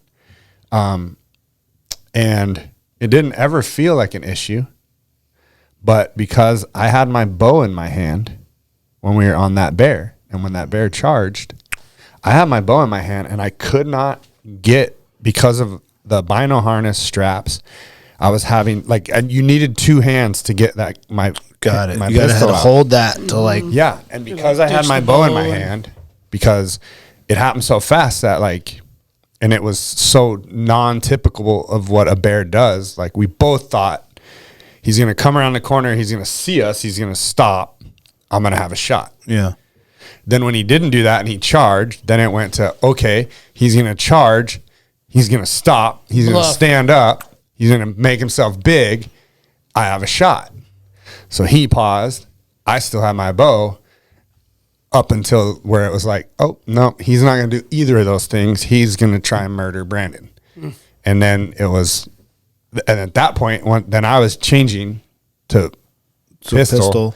And with my bow in my hand, obviously, if he hadn't have fired a shot, I would have thrown my bow and got my gun out. Yep. Yeah. But because he fired a shot and it stunned that bear, and now the situation was, at that point, was pretty much more under control. It manageable. was definitely. Well, you hit the mark on the head with the one-handed thing. So I switched. Because like you got your rod in your hand, you got a net in your hand, you got a bow in your hand, you got a rifle in your hand. You got your phone in your hand, a camera in your hand. You got to be able to I feel like pull that thing out right away. I feel like I want a side draw underneath my chesty. So like how he has. Yeah. So where So you I have the can go- bino harness, and then so how's that attached on a molly? Is there Yeah. a thing on the top for that? Yeah. So there's just there's two pieces of Kydex with snaps, and that runs through molly. It'll mount on. Can you explain Kydex and mollies for people that might not know what we're talking about? Molly is just a system that's designed, pretty much the military runs it. So anything I don't know if It's you have like a anything in strap here loop. Yeah, it's just it's gonna be molly on a backpack would look like, everyone's seen it on someone's backpack. It would just be webbing that's sewn on in lines across it, and it's sewn at a certain amount of distance. I think it's like a 1-inch webbing. Yeah, so that way Yep. you can run these molly attachments through that webbing and attach whatever. If you Pocket. pull up molly, it's just ecstasy. Well, it's it's the E, not a Y, bro. E, Not E, not a that Y. kind of Molly, bro. oh shit, wrong molly, y'all. Oh, the blue That dolphins. one has the No, Mitsubishi. no, Not that one. No molly. eye, no that's eye. That's another molly.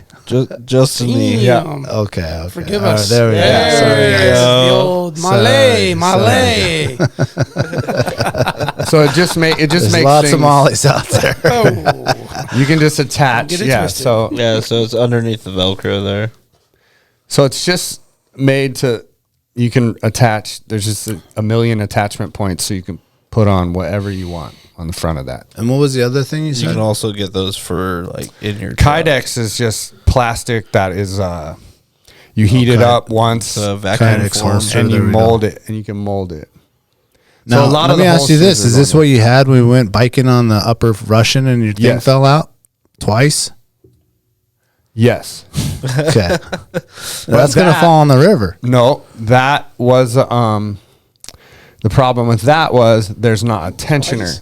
It wasn't. Oh, right here, So, like that little thing right there to tighten it. Yeah, a good Kydex holster for a knife or a gun is going to have a tensioning point that has a piece of rubber in between it Yep. that you can set the tension on how easy it is to pull in and out. And, Gotcha. another thing is, I don't want to throw a name brand on there because they are a good brand, but it's the Gunfighter's chest rig. and I think it's called the Kenai chest holster. Actually, Oh, okay. It's made by Gunfighters Inc. It was, if you scroll back, They did their you'll research. see it on there, right there, the Kenai chest holster. One over. Far right. Yeah, that's it too. This is it too. Okay, we'll yeah. pull that My only issue with theirs is that the attachment points where your clips go in and your chest harness attaches on that upper one. Like you go to the upper one, it's on That's a nice red it's dot. on bungee. And that's what caused that thing. it gives a little because move. it bounces and then it pops It, like, that shakes because out of there. it just It clamps. gives a little around. give. Yeah, it clamps because the Kydex just clamps around your trigger guard. Basically, Got that's it. what's tension. Got it. And so that doesn't have a tensioner. So So then you could adapt one of Kind of, these. it almost gets a little floppy. right onto your right into your like actually like Your float attached coat. to your float coat or your well, or your this thing, right? this you can't because that's made to clip to a harness. But go to Razco, RAZCO, Razco holster. I mean, while you're at it, might as well So do life jackets with holsters. Well, that's what I'm saying. Like I haven't seen it. So Like this? Rasco has Oh, yeah, what's up with that that's one? the vinyl harness holster right down there, the FH. Is this so it that's right- it. Okay. So that Because that's the same harness you have too, right?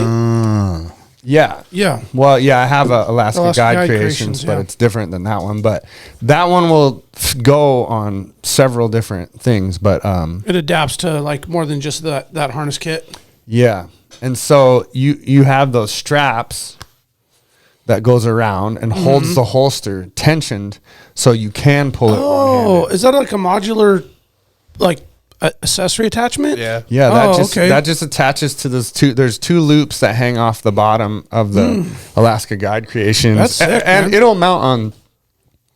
There's marsupial gear. That would have been Stone sick for the Glaciers bear vinyl. charge. Because then you could just grab your and pistol I have out. it now. And now I have one rig instead of running two multiple things. Yeah. Which I don't like. If I'm sheep hunting, I don't really carry my pistol. Yeah, not typically. But I guess it depends on where we're traveling to. Yeah, especially if you're busting through brush or something and you wanted it. Yeah. Tall grass. If I'm hunting with my bow, I have to have it. Oh, true. True. I Yeah. have to have it. Mm-hmm. So like this trip, this weekend, I will definitely have my pistol. Oh, I'm for gonna sure. try and get a Going bear on the with- Big Island, yeah. Try and get a bear with the bow. But So the only issue I see with that for like my application, because I'm mainly in truck, doing off road stuff, is when I'm sitting down, it's sitting low. Well, like pinching your stomach sometimes, right? Pinching the stomach. Yeah. Yep. Exactly. Yeah, and I have Well, that problem with my I'm a Diamond fat D. boy now. If I'm riding my 4-wheeler, Yep. it'll like, I put it on and it's in perfect position, and I sit on the 4-wheeler, and then enough like kind of like jiggling around like and riding it just kind of like rests down, and all of a sudden it's like pinching my stomach. Yeah. well, with this one, if you just undid the strap, it Oh, you would can hang it to fold the up. side. Yeah. It would go like this Yeah. underneath that. Yeah, but then when you're trying to draw, it's gonna still move. Well, Well, you're gonna draw from your vehicle. You never know. Always be prepared. You're getting carjacked. Maybe. I mean, then you need a different weapons. It's like no weapon system's perfect for all situations, people. Like that's why you gotta have multiple weapons. that's it, man. Gotta have one in your shoe. Gotta have one on the chest. Ready to go. The other thing when I was out there and I got wet, and then I was just thinking about cold stuff, and then someone was telling me about some new knee-high boots. So I'm curious on your guys' opinion. I've tried lots of knee-high boots. I've gone with the Lacrosse. I've gone with the Extra Toughs. I went back to the muck boots because for warmth. I actually went the other day through one of the big stores. I forgot what I was doing over there, and I was like, let me just check it out and just see. And there's a whole bunch of new stuff. So I'm just curious what's out there as far as like the hot new dope because I'm in the market now because mine are just smell so bad. Extra. I'm the I know extra stuff's Alaskan, but like I do a lot of ice fishing. I like to wear those ice fishing, and like you're gonna freeze in those. Extra Toughs took a shit when they changed where they were being manufactured. Yeah. Like everyone, I think Alaskans all know that. Like they're not, but I'm not, dude. The lacrosse. I just went to physical therapy today for my ankles, so like I'm not the guy to ask. Like I wear those things if I have to. Like but I have the Alpha Burleys, the lacrosse I had Alpha those. Burleys. They're not as warm as the mucks. Well, No. I think that they're like, that thin solid, which is what I don't like. I think they are warm, but I think you sweat in them, and then they're not like a bunny boot where like you can sweat till you got an inch of water in them, and your feet are hot. Yeah. Like then you get cold because they're wet. I think that's the issue with them. Yeah, and then that thin solid doesn't dry out. Because I've had to like whenever I wear them, like and I get hot feet. Like my feet are like, for whatever reason, I think probably because my ankles are so bad that my body is just sending blood there. Because my wife is like, when we were going to sleep, she's like, don't keep those things off. Do not touch me. Your feet. They're like on fire, and I literally have to sleep with and my hers feet are out. frozen. I mean, he's seen me camping. Like my feet are out of my sleeping bag. Absolutely. Yeah, I'm like, bro, Because my you're feet cold, will man. be on fire. I feel that. Like I'm the worst person to ask on those, but I don't know, man. I think muck boots are really good. But I just, good old, I'm just for curious. ice Someone out fishing, there bunny listening, boots, man. yeah, they're just not. I don't It's know. hard to find. Yeah, they're But hard they to are, find. like- They're hard to find.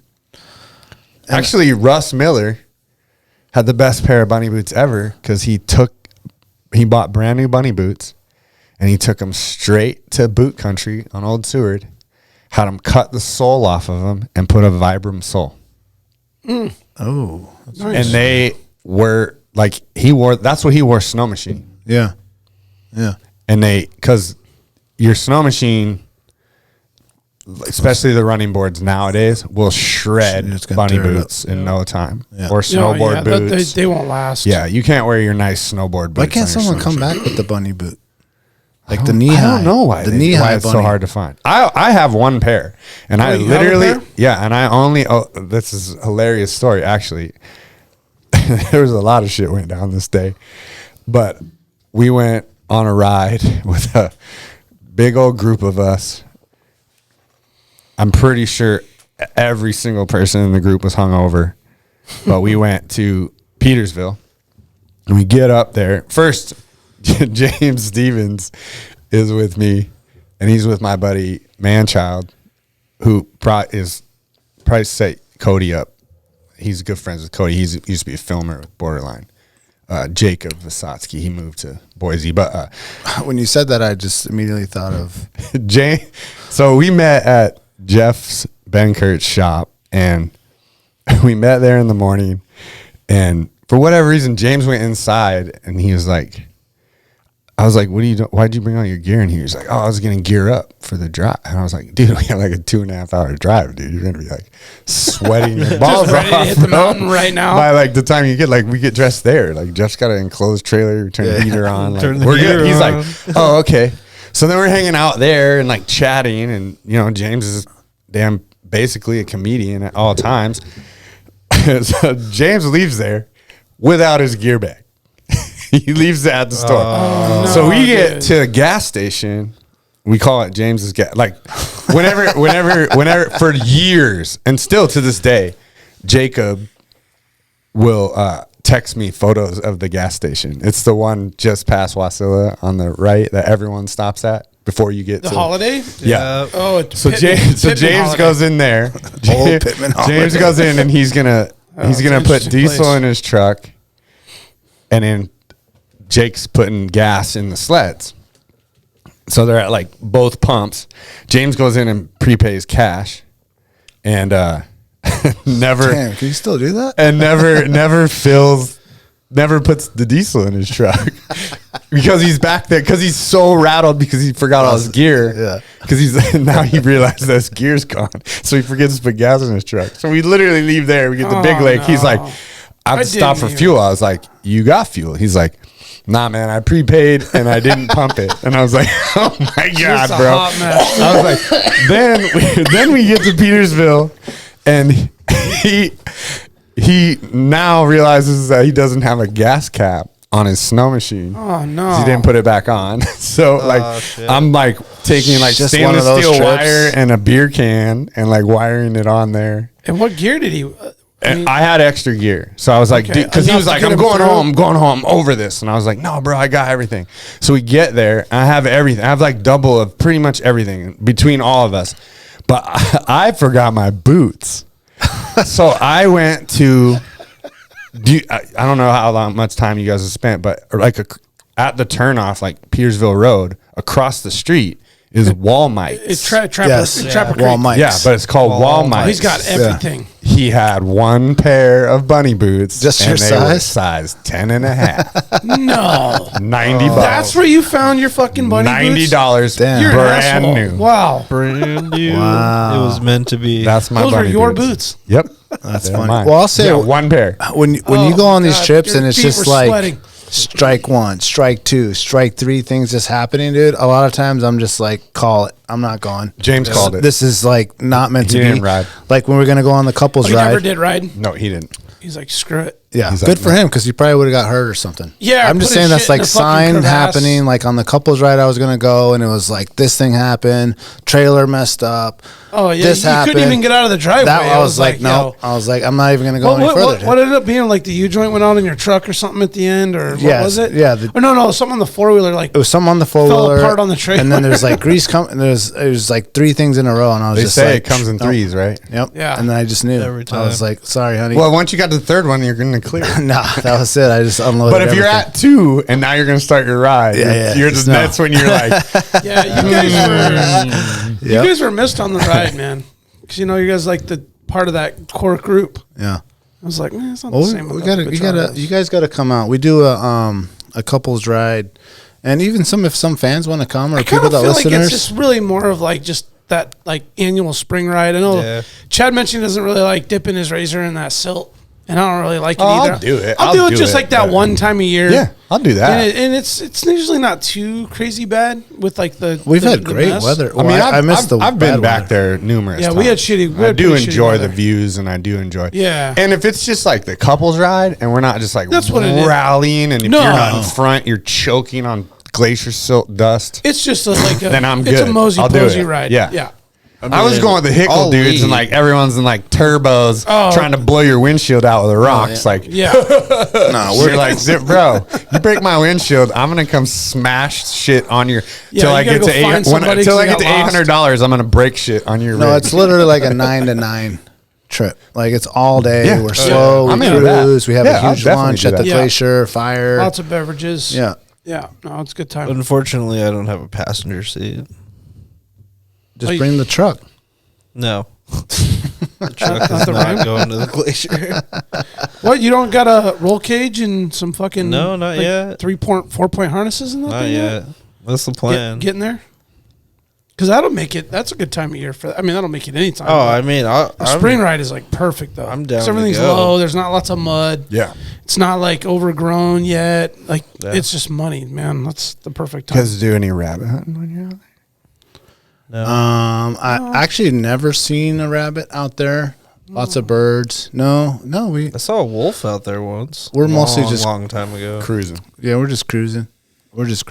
We've had a lot of good. The one I missed, the weather was. They're like, oh, if that was the one you missed, that was the one because Yeah. it was like a yeah, nightmare. the weather was hard. Yeah, we had fun, but it was just like windy as fuck, and it was blowing, and it wasn't raining, but it was just like cold. Yeah. I was just like, you didn't miss out too much. But it's fun, dude. There's like 20 of us. It'd be cool if there was like 40 of us. It Yeah. could be like Yeah, I mean, however it's- many it's people been want to growing. come. It's Maybe you should I- make it a Alaska I- wild ride. Yeah, Alaska It Wild is- Couples it Ride. almost kind of turned into that.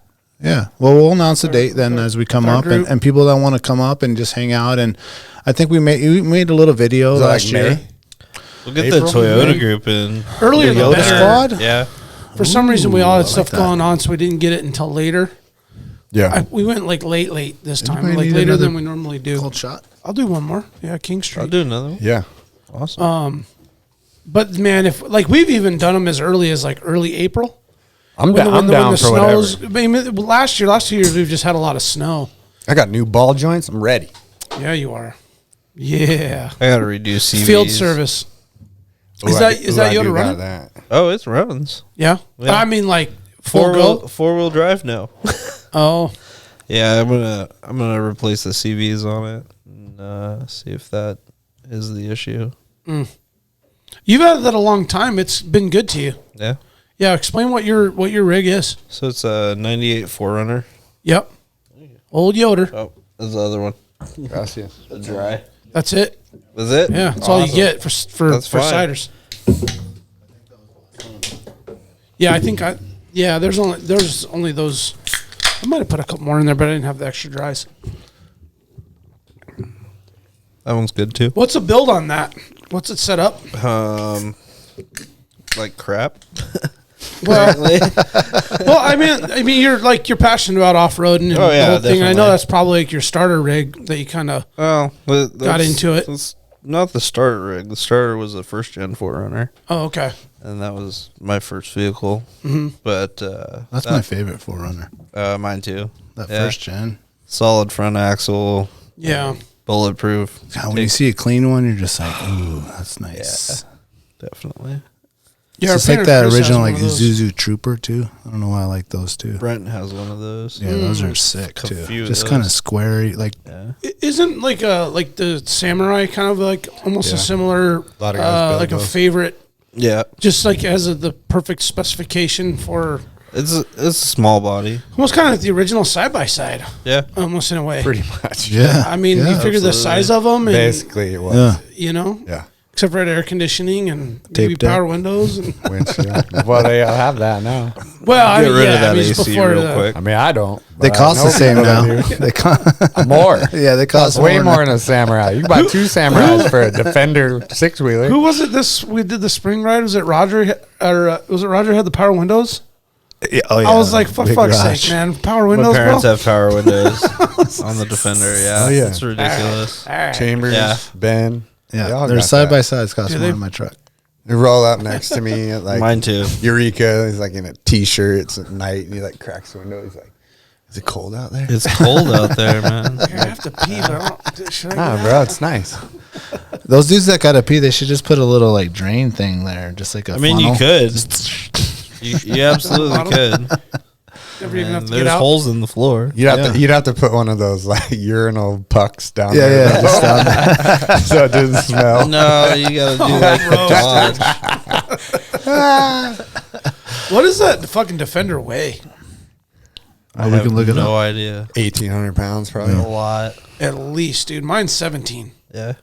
Mine's a 4-seat. But is yours, Small is yours Yamaha? Yeah. Yeah. I'm looking It's at just- doing just a Yamaha's overbuilt. bed cage. I mean, it just seems like Yamaha's never made anything light ever. no, 1,500. no, dude. 6-wheeler. Yeah, the 6x6. Yeah. Defender Okay, well. 6x6.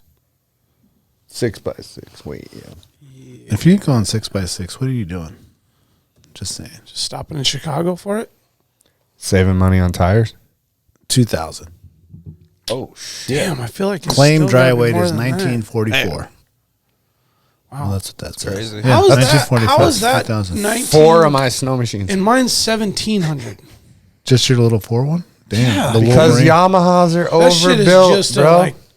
a fucking boat anchor. That's You ever been on a crazy. Yamaha snow machine? Man? Or well, been with the one asshole and your friends that bought hey, one? the I old, was the the old asshole. Mountain Max 700 triple, man. That thing. Hey, the Mountain Yeah. Max is legit. Yeah.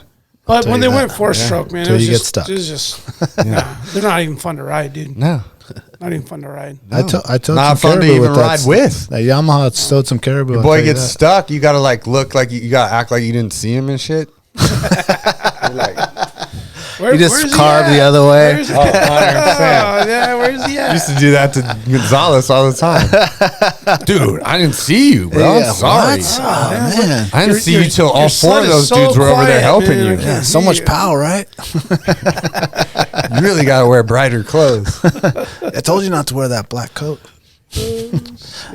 Take a break, give a shout out. We'll be right back. The Treehouse AK, your one-stop dispensary located at 341 Boniface Parkway. Be sure to ask the bud tender about their deal of the day, because honestly, there's always something good on deck. And guys, listen, this is where the culture lives. At the Treehouse, their dedication to servicing consumers has been developed through a lifetime of involvement in the cannabis culture. They're committed to providing the highest quality products at whatever value your budget affords, while always maintaining the deep-rooted principles that have carried them this far. Their focus is on relationships over transactions, and you can always depend on them to treat you with the respect you deserve. Hit them up at thetreehouseak.com, and remember, you must be 21 years of age to enter their store. Tailored Restoration, 24-hour emergency home services, helping Alaskans restore their dreams since 1972. Services include fire, water, mold, post-emergency cleaning, repair, and remodeling. Tailored has an emergency response number with trained professionals available to help you at any time, day or night. Give them a call in Anchorage, Eagle River, Mat-Su, or Fairbanks. Make an appointment today at tailoredrestorationalaska.com. Since 2008, Serrano's is Anchorage's own new generation of Old Cocina. Their menu showcases the passion and love of their rich heritage and unique family recipes that have been passed down through the generations. Serrano's goal is to embrace and display trad flavors using the best ingredients that are available. They focus on making everything from scratch daily. In-house menu includes handcrafted corn tortillas, salsas, carne asada, and chorizo.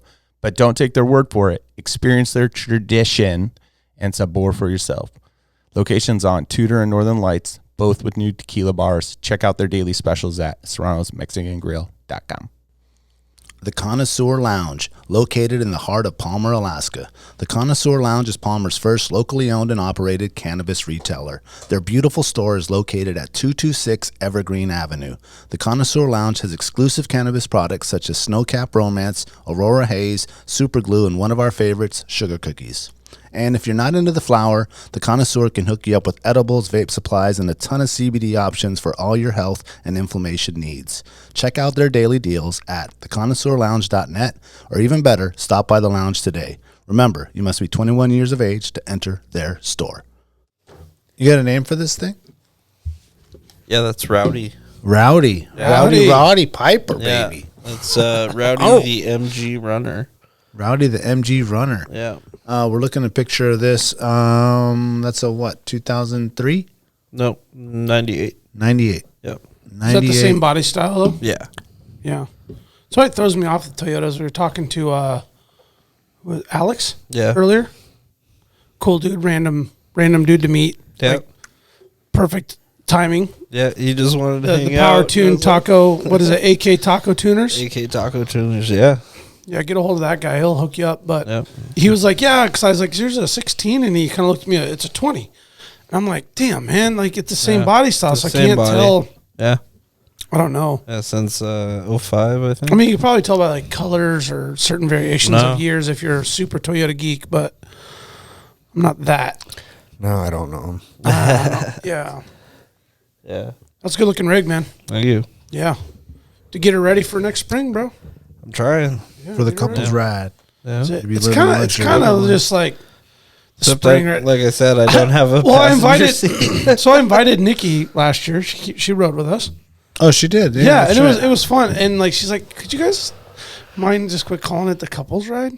Just call it the ride. And I'm like, the ride. It is just the ride. It doesn't have to be couple's ride. It could be like. Well, there is some guys that come out without girl. Yeah, like some of the young boys. Yeah, but guys don't care if it's called a couple ride. Yeah, they're still gonna come. Yeah.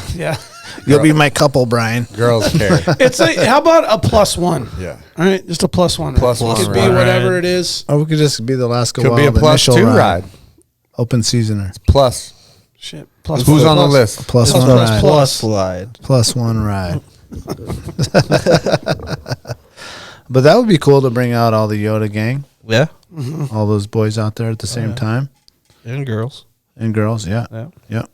That'd be awesome. Big part of the off-road community. Yeah, you got to be ready to get that thing pretty. Is that thing ready to rock? No, I was just saying right these U-joints and CVs. Yeah, I got to do CVs in the front and see if that fixes my four-wheel drive issue.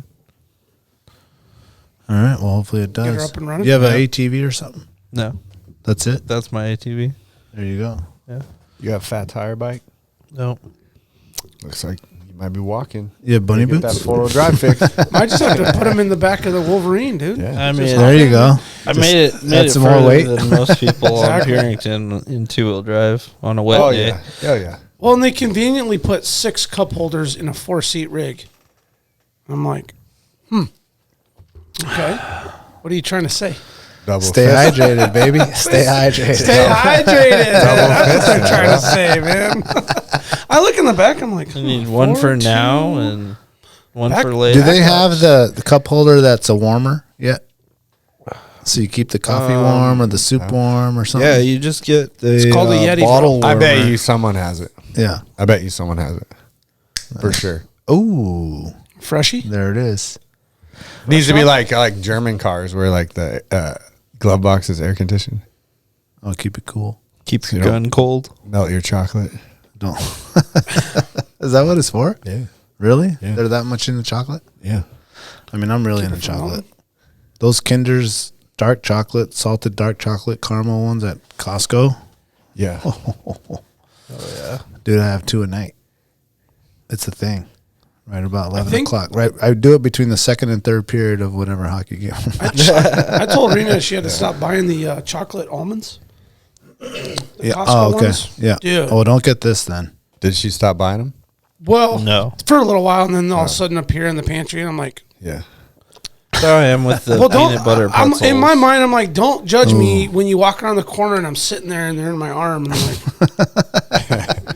I don't care if you judge me, but I've asked my wife to not buy that, like peanut M&Ms, all that stuff, because she knows like I'm. yeah, it doesn't just Like, like, gonna mouth. I can't do two a night. yeah, 2 a Nah, night, bro. no, full belly ache, Yeah. dude. No, I mean all of them. Oh yeah, 100%. I'm a Get fat, your- I'm a fat kid. Get your at gut heart. bio up, man. No, No, Have Dude, that, then some salt and vinegar You wanna chips and maybe a pay- bagel. I Pay have for that no, I later. have no Yeah, self control. That's why I wear Damn. extra large. smoke a whole blunt before bed, or Maybe 2. Catch me on the porch. oh, it's a safety meeting back here, checking Hey things man, out. shout out to the sponsors, man. Treehouse, AKO, That's it. Connoisseur Lounge, baby. I did have a moment though last night. Was that while you were eating your chocolate? Yeah, no, this was before the chocolate. I was working it up. I was working out. I put away the raft, man, and it was just like, Oh no, I you're doing the started- transition, bro. yeah, man. When you that do the full sucks, transition to like, you tear up a little bit. yeah, man, I'm like, I'm putting this Summer's thing gone. away. Fall's done. Like, I'm not gonna go Yeah. again. At least not in mine. And it's like, and then I go in the back, and I'm looking at like I got excited because in the back is like, you know, the ice, the winter sleds, you know, the snowboards, the auger, all the winter shit, and I'm just yeah. I'm like, all right, I'm gonna make some room, and I'm gonna. The excitement's great, but it's still like makes you the season's cry a little done. bit. Yeah. As I was like in the dark because it's dark, and I did it after dinner, and I'm just like, dude, that thing is a beast to fold up. It folds to nothing though. It folds pretty small. And I just put it on like on Took a a while to get the air out. Like I always wondered, do you like to like open the valves and like roll it and then unroll it and then Yes. roll it? And No, then, I just like, do it once. So before I used to like do it, so it'd be like totally tight. But now I just like as long as it fits in the bag, right? I don't even put it in the bag. I put it Oh. on like one of those furniture rollers. It's like a square. like almost Yeah, like yeah. a dolly. Yeah, like Yeah, a dolly like a that's dolly. square. So then I can just like roll it up, put it on there, roll it in the garage, and if I got to move it. Yeah. I always in the wondered, garage. like you like Oh, that thing like is throw it up on heavy. you. No, there's no on way, your dude. shoulder and throw it on a No, rack I or got the something? kids Like, coming out. I was like, 100 and I had I didn't even have the Yeah, roller. It's at my storage. I had to kinda use huge. Mateo's like longboard. I was like, bring that skateboard over here. If you're not using that all winter, throw that thing on there and roll it up. There's no that way you shit carry in it up. Yeah, but it was, man. Have you guys done that already? I did. Actually, it's funny you mentioned that, man. I did like a full resurrect. Like I had my tent, my big moose camp tent, my 8-man. Like I dried it out, and then I was going to set it. I set it up outside to sweep it out, Yeah. and And it rained. it fucking rained for like 5 minutes, and I drove. I left the house and came back. It was when we had that hailstorm. Yeah. I was like, what the fuck is this? It was only So it was your fault. 12 minutes, dude. It was and your I fault. come back home and my tent's soaked. Okay, put I back in the just garage. dried it out. So I actually did set it up in the garage, which it barely fit. Yeah. And so I had it in there for like a week. So I had all this shit out, Just in the four-wheelers way. and stuff in the outside in the driveway in the rain. So that damn stupid thing could dry. I hope you live in So- a good neighborhood. It was fine. And I ended up just Can't do that like at my house. full OCD, ripped all the summer shit out, Yep. repacked this bag, that tote, this bag, this tote. Just did the full. I wasn't supposed to do all that. It just turned into like I started like peeling layers might as well back, do it like, now. Yeah. And I did the full transition, man. And every day now, Got the monster. every day now, I'm walking in the OCD'd garage. out. Everything was in the driveway. It was just like people were driving by. Like, is he moving or like? Is that for sale? Is that for sale? Yeah, is that a yard A sale? little late for yard sale. What do you huh? want for that Argo there? And it was so anyway. Now I'm walking in the garage and just everything's like stashed off to the side now. I'm like, oh man. You know, I think So would if be anybody cool? rouses up, well, you Go did ahead, invite sorry. me to your guys' big deer hunt with Liska. I couldn't make that trip, but I'm still down for the weekend warrior. So I'm still gonna get some shit out. Yeah. We got the home wrecker. I'm sure that thing will be ready to hit the waters at some point. So Hey, I better get the call. Man, Joe. remodeling a bathroom Peters right now. invited He's me to pretty his busy. his thing. They had big to do- Kodiak deal. Yeah, Yeah. that backed out, and I just, fuck, man. That's a hell of a to do what they're doing. I think they're maybe already gone for that. No, they're about next to go. weekend, Yeah, next weekend. yeah, Yeah, dude, I want to go so bad. I think it's the same group they did the elk hunt, the same boat and everything. The Enchantress. I don't know what the boat name is. Enchantress. Yeah. Yeah. Yeah. I think it might be. He's been going with the same group. And anyway, someone backed out, so he's looking for somebody. And Oh wow, we're at the hockey game, and I'm like, man, I looked at the dates. I didn't even have like the courage to ask. I just started looking at all the things we have going on at home, and after I did the full transition, I was like, I'm not even gonna ask. He hit me up today. I was like, no, can't do it. yeah. Yeah, I kind of already had the pass because I was planning to go to a Fognac with you. and Yeah, that yeah. fell through. Planted the seed. Yeah, And then I was kind of in switching mode. Like I was like, oh, I probably should list my snow machine. Snow checks will be coming in soon. Probably should start moving towards this. I meant to take like a couple snowboards. Oh, you're gonna sell the sled? I think I'm gonna get rid of the boost because I don't really feel like I need it for the style of riding So that I Eric like was to saying do. the same And thing. He's like, I think I'm gonna. and get if rid of this everyone you're with doesn't have boosts, it's kind of like, I don't know. We used to talk about it all the time. Like snow machining is awesome if everyone's thing. Has the on same similar shit. stuff. Like Yeah. if everyone is on Tundras, you go ride with 6 of your boys. Well, I'm trying to convert everyone to them expeditions, dude. Let's go. Let's be old man, I see what you're baby. saying, though, man. Let's Everybody's be on a old level playing man, field. man. Let's go ice fishing. You guys Let's cruise ready the to get trails. old? Yeah, let's get old together. About to celebrate a 49th birthday. sled out there with you, bro. Yeah, but you can't tow and have all the I stuff. can tow. The Got that cooler in the Polaris I tow back. people out all the utility time, model. man. I towed a lot. Got a pizza oven. He in was the back. riding skidoos a long time. You don't ago. want to Just get telling towed people, by right? me, but I can tow. Better hold on tight. No, I don't have a snow flap. There ain't no snow flap. Well, when you're ready to get Oh, old, yeah. man, I'll be there. yeah, well, I'll definitely go still. Just no helmet. Just like the fur hat. Yeah, man. Just The one piece Carhartt. the fur hat with the. I was getting depressed with it because of the fact that I was like, man, because I couldn't make it happen in Ship Creek. And then I'm like, I waited like 8 months for this gun build. And then now I have it. Oh, And yeah. I'm like, I got to wait till next season before I can like put something on this gun. Yeah. So then Aaron called about this deer hunt, and I was like, hell yeah, I'm in. And I honestly wasn't even going to take this rifle on that. Like Aaron, normally, when he originally, it was like, what are you going to bring? And I was like, my AR? He's like, shut up. I was like, 100% serious, dude. They're deer. Black-tailed deer. Like, I'm going to bring my AR. But then I discovered that the brown bear is a registration, not a draw tag. Oh yeah. And it opens on October 15th. So I got a brown bear tag. Mm-hmm. I got a registration black bear tag, and I got 5 deer tags. Yeah, and they're out late too. You're bringing something that can do it all? I'm bringing my rifle for deer, and then those boys that are all going, Aaron, crew, they're all about deer. They don't give 2 shits about bear. But I know Liska is gonna be like, one of you bastards better shoot a goddamn bear. Yep. So come back deer. I was like, so I went and got a tag, too. and I got a thing, and I was like, all right, well, Brandon's not going, so I'm bringing my bow, You have a chance. and I might have a chance. Chad, there's a bear right there. I'm gonna shoot it. I might have a chance. Determined to get that bow kill. Oh man. So Oh man, that's gonna be fucking rad. And they're out late. Like we were hunting in December last year. get a couple deer in one spot, and those there was boys can go tracks. hunt deer, and I'll just sit on them gut There's piles. bear tracks in the snow in December. Oh, there definitely will be bears. They're out late. Oh, absolutely. Montague. There ain't even no snow on the island yet. I mean, I Way know too I've early. been on a fognack in October, and them bears are not one of them's thinking about sleeping. No. Have you not climbed yet. up Montague to the top? The top, no.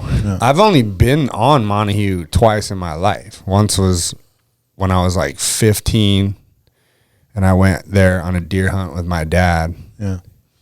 And it went real bad. Weather got so nasty, and we didn't have like nice shit, you know. It was like he had the nicest piece of gear that I remember as a kid was like his sleeping bag, which was like a slumberjack mummy bag. Yep. And I had like literally a Sesame Street sleeping bag. So it was like Levi's 30 And pack our tent collapsed in the wind, and so like we had to break into cabins. And I think actually, if I remember this story correctly, I think my dad got like charged by like the Forest Service. For breaking in Fine. and using the cabin. Yeah. But it was nasty. We were stuck there for a week, and like life or a death. dude had landed a plane on the beach, and the surge from the surf came in so bad it destroyed that plane. Damn. Oh, he came in to hunt it, and then Oh, he landed and he was parked on the beach, and then Oh. the storm came in. He couldn't take off, and you couldn't move it any further. And the storm surge just was pushing smashing up. his plane. He just rolled that thing in the waves and just destroyed this dude's like 185 Sucks, or man. whatever it was. But so that was the first time I was there, which was a very unpleasant experience, and I was a kid. And then later was I went there on a like surf, fish, hunt trip with Liska. And Nate and I we hiked pretty high, and all we saw was does. Yeah. And it was like September 29th, I What think. call do you got? You have a call? I didn't have one then. I have a little call now. Just a little, I don't know, it's a plastic with like a rubber band in it. Yeah, that'll suck. Little. No, that thing works good for the. But I got elk calls. I don't know. The homie in Wasilla that makes the wood one is the move. Yeah, I had that what one. it's I had called. that one. Atkiss. It's so big, man. Atkiss? Atkiss. I just ordered one. No, it's not that. It's. Oh, man, it's different than the one. No, it's about the same size as that black plastic one. It lets out like a Black dough, plastic one's like this thin, though. and it does good. Well, the That lip thing, of, like, the you're lip of the biting. wood one is too. You're Oh, not supposed, that's you're different. That's not different. supposed to put your whole mouth around it, dog. That's different than what I had. open his mouth, Billy Crumb gave me one that was like, it's like an elk call. kind of call we got going on? There? Yeah, you're calling them in, bud. Hey. Sometimes you gotta sound sexy. I mean, I appreciated that invite on that, though, man. I thought about it long and hard. And I already had the time, so that wasn't like a thing. But man, I didn't like. I thought I planned out everything this season. You know, you do something like religiously every year for like 10 plus years.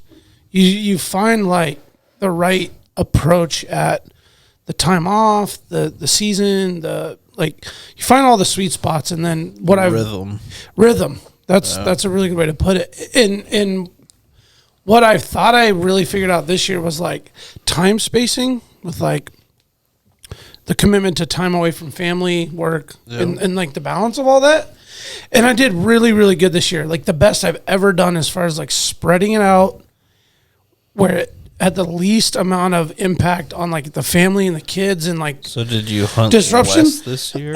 No, I didn't hunt really. Maybe a little less in time chunks, but I spread it. Like I would have loved to have sheep hunted longer, you know. And then we moose hunted for like 6 days, which was like. It's decent. I mean, it's but I will. You know, I mean, you want to put on like a 10-day run. 10 days is. I mean, So- I can't take that much time off. But 2 weekends in a week is like. well, you just spread it out and you know use your PTO wisely and the whole thing, and so in PTO, what's that? Power takeoff. I haven't had it very long. Just That's a recently. switch in a truck, right? It's whoa, prime you haven't- time opportunities. You get a lot of PTO, Brandon.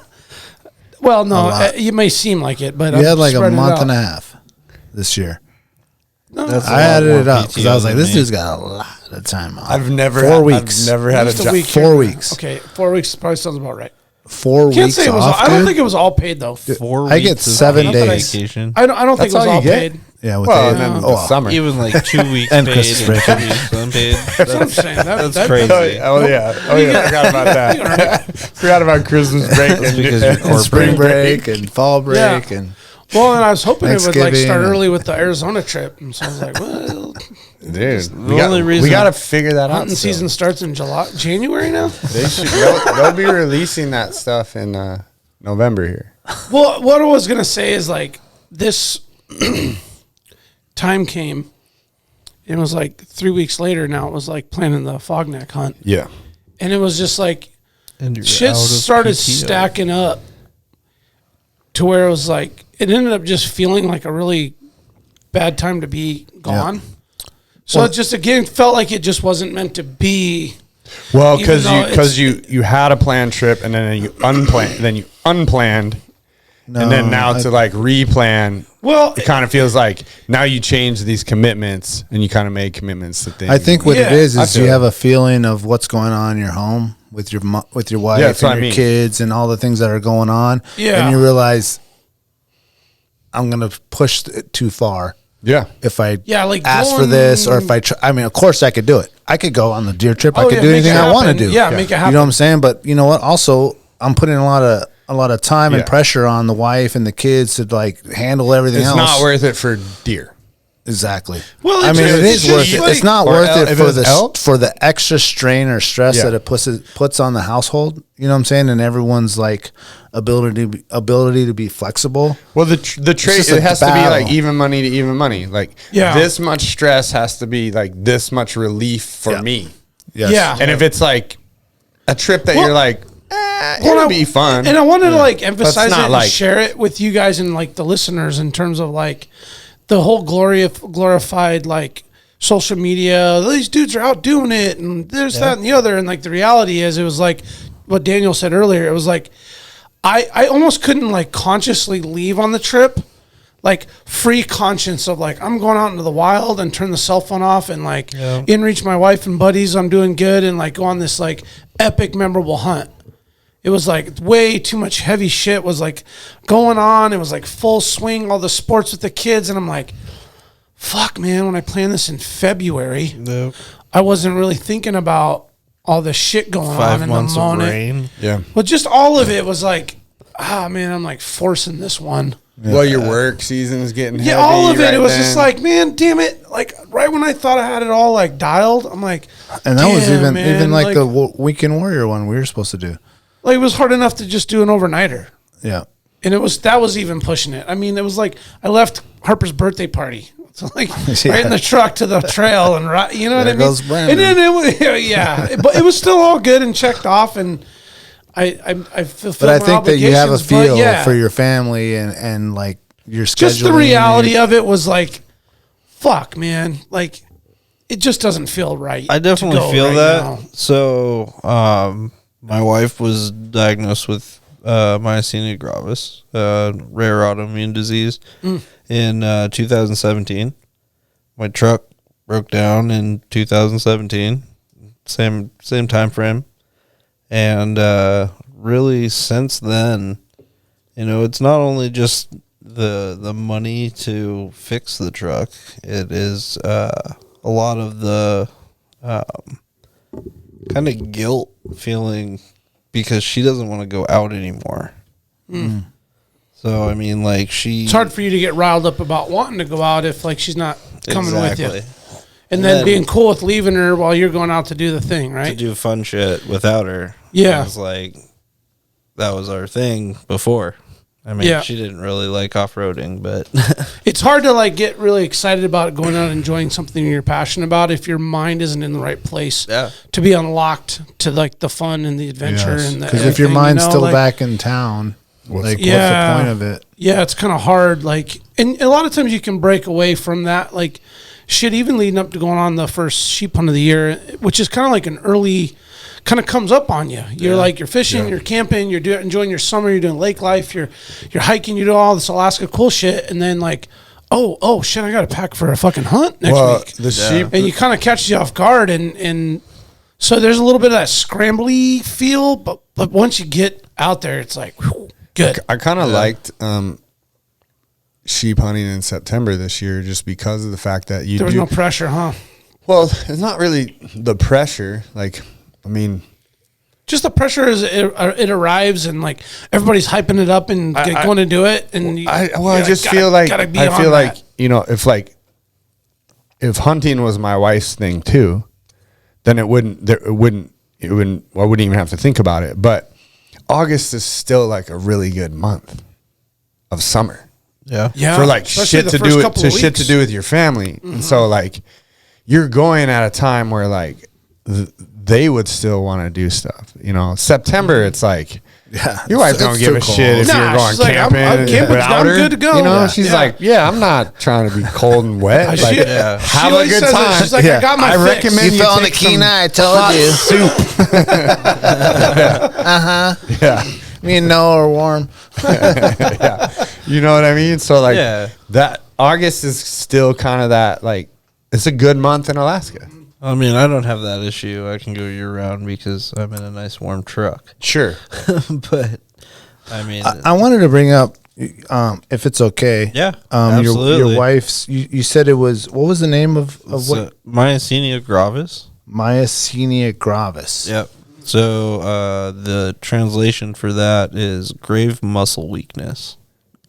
And what does that like scientifically mean? Like, how does that affect her? Hers is general MG. So that's basically the body creates antibodies that cover up the chemical receptors on the nerves. Mm-hmm. So her muscles don't receive the signals. So they don't flex and yeah, sometimes. Okay. Yeah. So I mean, she's really lucky. She has a relatively mild case, in my opinion, compared to a lot of the people that have it. And she's still able to, run 4 different companies and, be boss bitch. Is it something that comes on like boom, like I'm having a bad attack or a bad day because it's hitting me? So I mean, or is it something that's always just kind of like in the background? It's always there.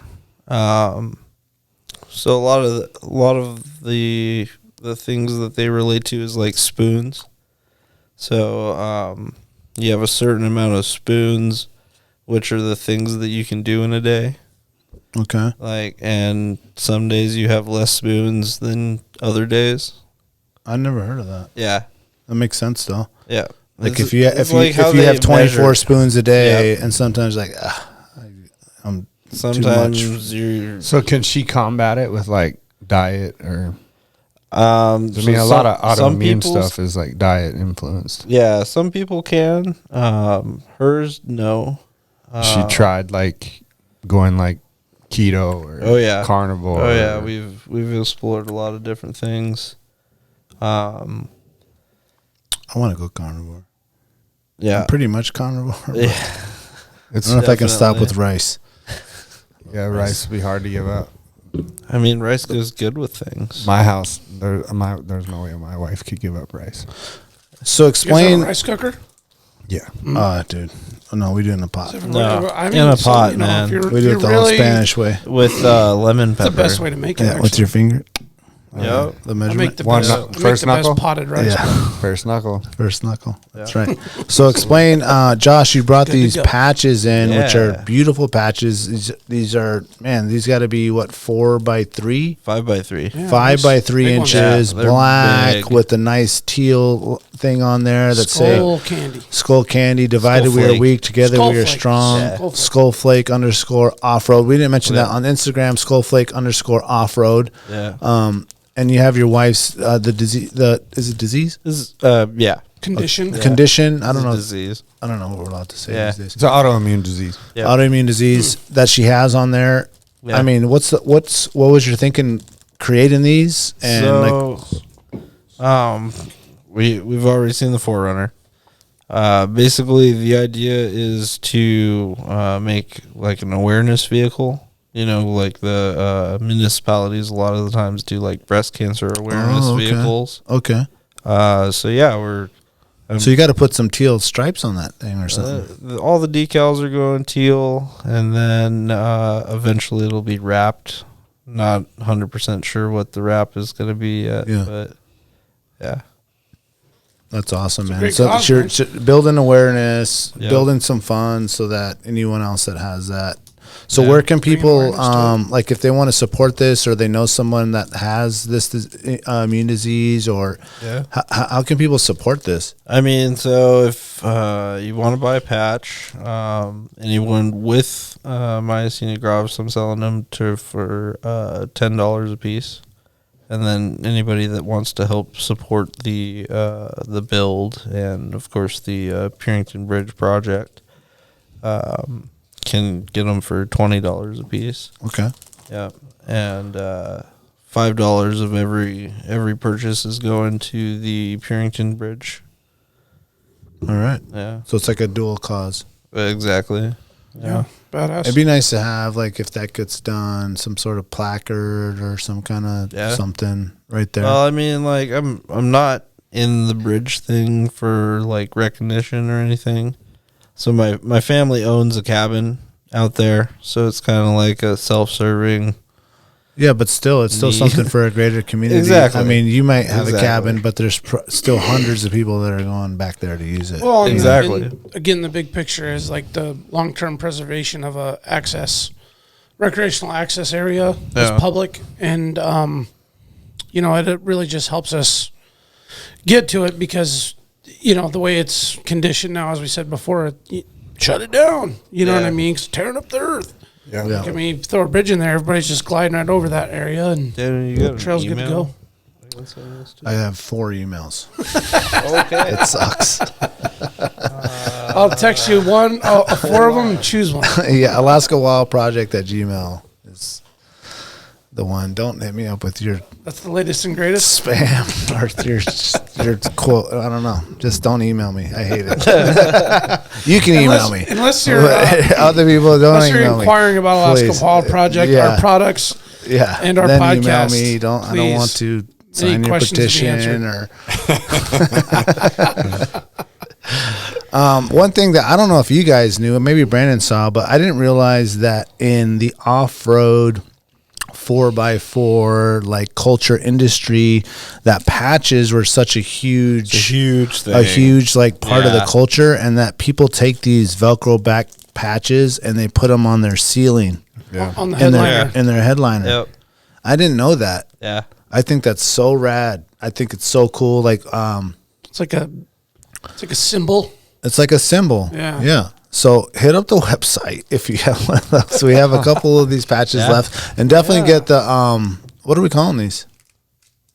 Skull Flake Off-road. Skull Flake Off-road Yeah. patches. Yeah, I like that. So the reason it's Skull Flake is Myasthenia Gravis patients are often called snowflakes, not because they're We got it. wusses or anything Yeah. like Yeah, that. so But now I got to call my friend something different. 'cause Exactly, I'm insulting the exactly. community I didn't even know about. yeah. So Getting hard to navigate this world. exactly. Uphill battle. Just called James a snowflake today. Every patient, every patient is different. Like, there's no one treatment for any MG patient. So they're referred to as snowflakes. Like a snowflake, one is So never. is it not? Is Is it not reversible, treatable? No. So it's like not you got curable, not nothing. She'll have it for the rest of her life. Yeah, I've never She lived with that. Like it's up and down. It's a rare. Yeah. So condition, right? I believe it's 200,000 people a year have it. That's great. Yeah. Are diagnosed. out of 7 So I sent you over the plans for the original bridge, and it has some pictures of the trail conditions before they put the bridge in. I'm looking for where that first bridge is. Yeah, and I'm looking for check the it out. picture that I have.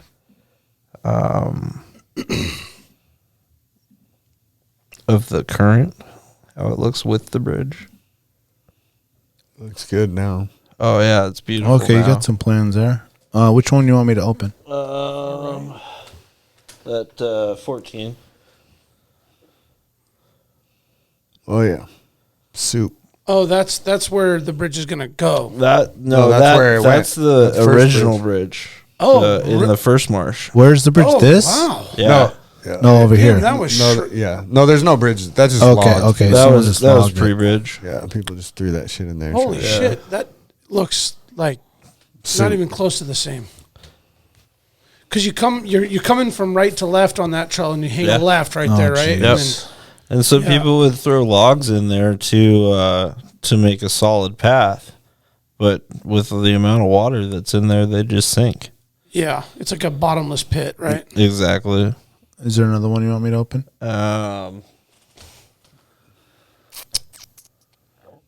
I mean, looks like you did a lot of think homework, on dude. that. I mean, you got the whole thing planned out. Well, that's all the stuff that was submitted for the original bridge grant. That's the That's the plans. complete information package. Well, it's cool they had the other bridge to kind of work off of, right? Yeah. Yeah. That's pretty cool. It's a great cause, man. It's Yeah, crazy. cool of I you to took do I that. took a couple bridges out of the coastal trail. Probably would have worked good for that. Well, I mean, you're thinking about it. Like the material to It's, recycle and Yeah, yeah. yeah. What'd you guys end up doing with that material? Does it get stored or something? No, I mean we were supposed home to with dispose of it, and the crane company that did all the crane work for me, they wanted it, so we gave it to them. The other one we stored out there. The one we pulled was down by the lagoon. It's that first bridge when you get on the coastal trail at the lagoon. I replaced that one. It has there's like a weir under it. Yep. So we replaced that one. That was the smaller one. The other one was like right behind the airport on the coastal trail, like directly behind the runway. So if you were coming from past the Kincaid, yeah, past the point. And so that one we stored back there in that. There's a big lot back there by I think there's a treatment facility back there for addiction. Oh, So there's a big lot back there, and I don't know what they did with it. Someone was going to take it. Someone was going to reuse it. yeah. The beams anyway. And that one was like 120 feet. Oh, huge. Yeah, that one goes over a big gorge. I don't think I've ever been that far on the trail. Never been past the point that I could think of. Yeah, that was well, yeah, I don't. Well, 'cause I've ridden. cliff I've and bluff ridden. right there, right? Yeah, you're in the woods. Like you're in. It's pretty okay. treed. Goes in. Yeah, a I little had to bit. clear quite a bit of trees to get the crane back there and build a crane pad and stuff, and then we pulled that and then put metal bridges in. They were wood. It was like. Yeah, because the metal lasts forever. Yeah, it was like basically railroad ties. Where There's some nice The old patches. original. Yeah, it was pretty Great cool, dude. patches, dude. I'm into patches. I didn't know that was a thing to like stick them on your headliner. Yeah. I didn't either. It's cool. Like, we went into Haley's Haley had them all lined up in there. because she ordered some patches. Did and you see the inside of Sherry's? I didn't. No, I opened the door, but I didn't really. You didn't look up? No, I was just you're going to start looking up from now on. Yeah, I should have looked up in hers because hers was like the fucking hers consummate like off-road chick truck. And that you just stick it up there. I feel like I'm supposed to do that now. No, I think that you should. I think that should be an Alaskan thing. Put the patches up on your, what did you call it? I'm going right to the headliner. Headliner. Yeah. I did something similar in a house in Arizona. Oh, yeah. Stuck bottle caps on the popcorn ceiling. I did something similar. The state of Alaska that I drew out. Oh, there you go. Yeah. Oh, cool. Do you have a PBR tower too? Sniffing a little asbestos. No, while you're this was literally like weeks of going to the bar and having them save all of their bottle caps for us and taking garbage bags full of bottle caps home. That's nuts. There's probably 100,000 bottle caps on that ceiling. And you moved out and left it? Oh, we didn't pay rent for 3 months because he couldn't, like an owner wouldn't fix a thing. Our pool was like black as that phone, man. It was disgusting. Ooh. It didn't have AC for like a whole summer. Ooh. In Arizona. Damn. Yeah, we didn't pay rent for like the last year. Nothing ever happened with it. Yeah, but I didn't pull one bottle cap down. I bet they got in there and were like, "What the fuck? What is that? What is that?" That right there. And it was good, dude. It was good. Yeah. All detailed. You have a picture of it? No, there was no phone. Probably. Back then. Oh, probably. No, I probably actually have a photo of it. Yeah, somewhere. Take a photo of the photo with your phone. I will. He's got to go get the disposable process to. I gotta find it. Can you even take those to a place and get those done still? I think you have to mail them now. Costco still prints photos. Damn, dude, I got like. I mean, I don't know where you buy in film. a shoebox. I think we just all. Oh, you should. Ourselves. You should get them done, I don't dude. know what's in there, man. But You have like film. You have Like undeveloped film. I've undeveloped disposable cameras full of pictures, but I never got them like. Oh, I you have like 100% a shoebox in the storage box, like full of them. You probably should burn And I'm them. like, I should just keep these just in case. Pre-marriage? Man. Oh yeah. You might want to burn those. Yeah, don't do that. Yeah. So when my wife and You I might got want to married- ship those out of state and get them Gotta developed. be a couple, There's got to be a couple dime pieces in there, man. That I should. Hey, you know, one of my first jobs, funny thinking about that, was developing film. There was this dude who had like this film developer place in Mountain View, and it was like my first job. And So much cooler than mine. dude, I was into photography Worked at back a then. dog kennel. And I was like the black room kid. You know what I'm saying? I would be in there all day developing, and there'd be so many pictures of like boudoir, like naked bitches and all that stuff, dude. And I would like, as a high school Best kid, job ever. yeah, I was like, this is mine. Making 2 copies. of This is one. mine right here. First print didn't come out right. But I used to, man, it was Make fucked another. up, man. I got fired because I had to go. Not because of no shady I shit. had a book full of naked chicks. Yeah, man, I got your mom over here. I legit had jury duty, and the dude didn't believe me. And there was like, I showed him the paper. He just fired. I think he wanted to fire me. He wanted to let me go or whatever. You knew you were stealing pictures. No, I never. I swear to God, I never. I did take naps though in the black room, dude, because you couldn't help it, dude. I had to be there like 6 a.m, and then I would just like, you just couldn't help it, dude. You're just like, I'm just gonna take a nap. No one can come in. No one can leave because the door's closed. You can't come in. You know, you don't know if you're done. I would just be in there. Yeah. Anyway, Now they got cameras in now there. it's a McDonald's, I think, right where that is. But I wanted to touch on before we close up the podcast on something that's a little bit I wouldn't say controversial, but I want to say it's a little bit thought provoking. It just got me thinking a lot, and I know that as Alaskans or especially Alaskans or people that are in like natural disaster places, I was listening to the Tulsi Gabbard podcast on the Joe Rogan podcast experience. If you haven't listened to it, go listen to it. Very smart lady. I don't want to get like political on what she believes in or doesn't believe in or what happened there, but she brushed up on a topic that just got me thinking about preparedness as Alaskans. She you know, if you haven't listened to it, she brushes on like how the possibility of nuclear war and all these things and all this stuff that's going on in the world with America and Russia and China and all these places. And it just got me thinking, like, beyond that, like the earthquake we had, and I remember that everyone was getting prepared, and then there was the pandemic and all that stuff. So I was curious, and I'll start with you, Josh. Like, how prepared are you, or do you feel you are? And then how prepared do you feel you should be, as far as like just in your home with water and food and whatever you think might need if everything is just like off tomorrow? So for me, like, well, to go back to the earthquake, that was the first time that Rowdy was in a parking garage ever since I had gotten it. And I was scared to death that the parking garage fell on top of my truck. So, Yeah. I mean, my daughter and I were at a doctor's appointment, and the doctor's like, "Oh, it's fine." You know, we were like 5 stories up, and the whole thing's rolling, and it's like, we're leaving.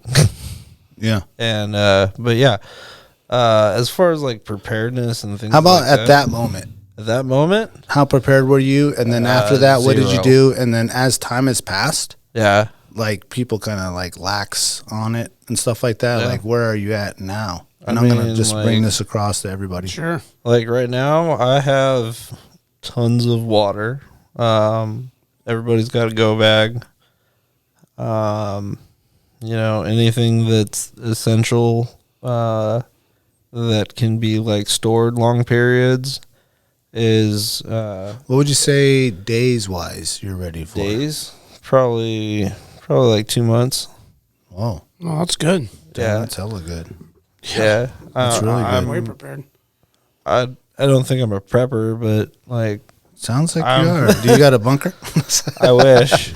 Yeah, that's next Well, it's year. good that you're maybe. being proactive about it. Yeah. Well, I mean, with my wife's disease, of course, you know, she has to have meds and things like that, and so we It got heightens awareness, I guess, when you have a sensitive, yeah. Yeah. you know, Brandon, what about you? subject. Yeah, I'm not prepared enough. Yeah, for sure. I mean, I have my like normal stock of like, you know, outdoor gear and equipment that I can grab and go, and it's fully packed and ready to go, right? So I've always kind of counted on that as like a backup. Mm-hmm. But, and I have, you know, I probably got a solid 2 or 3 weeks worth of water for sure. 2 or 3 weeks? Yeah, I mean, I have like 20 gallons of water all the time. You could like, So is that stretch like, that I was out. thinking about it. It's like every water jug you have should be full in the garage. Like, why store it Absolutely. empty? I don't really necessarily worry about water in Alaska.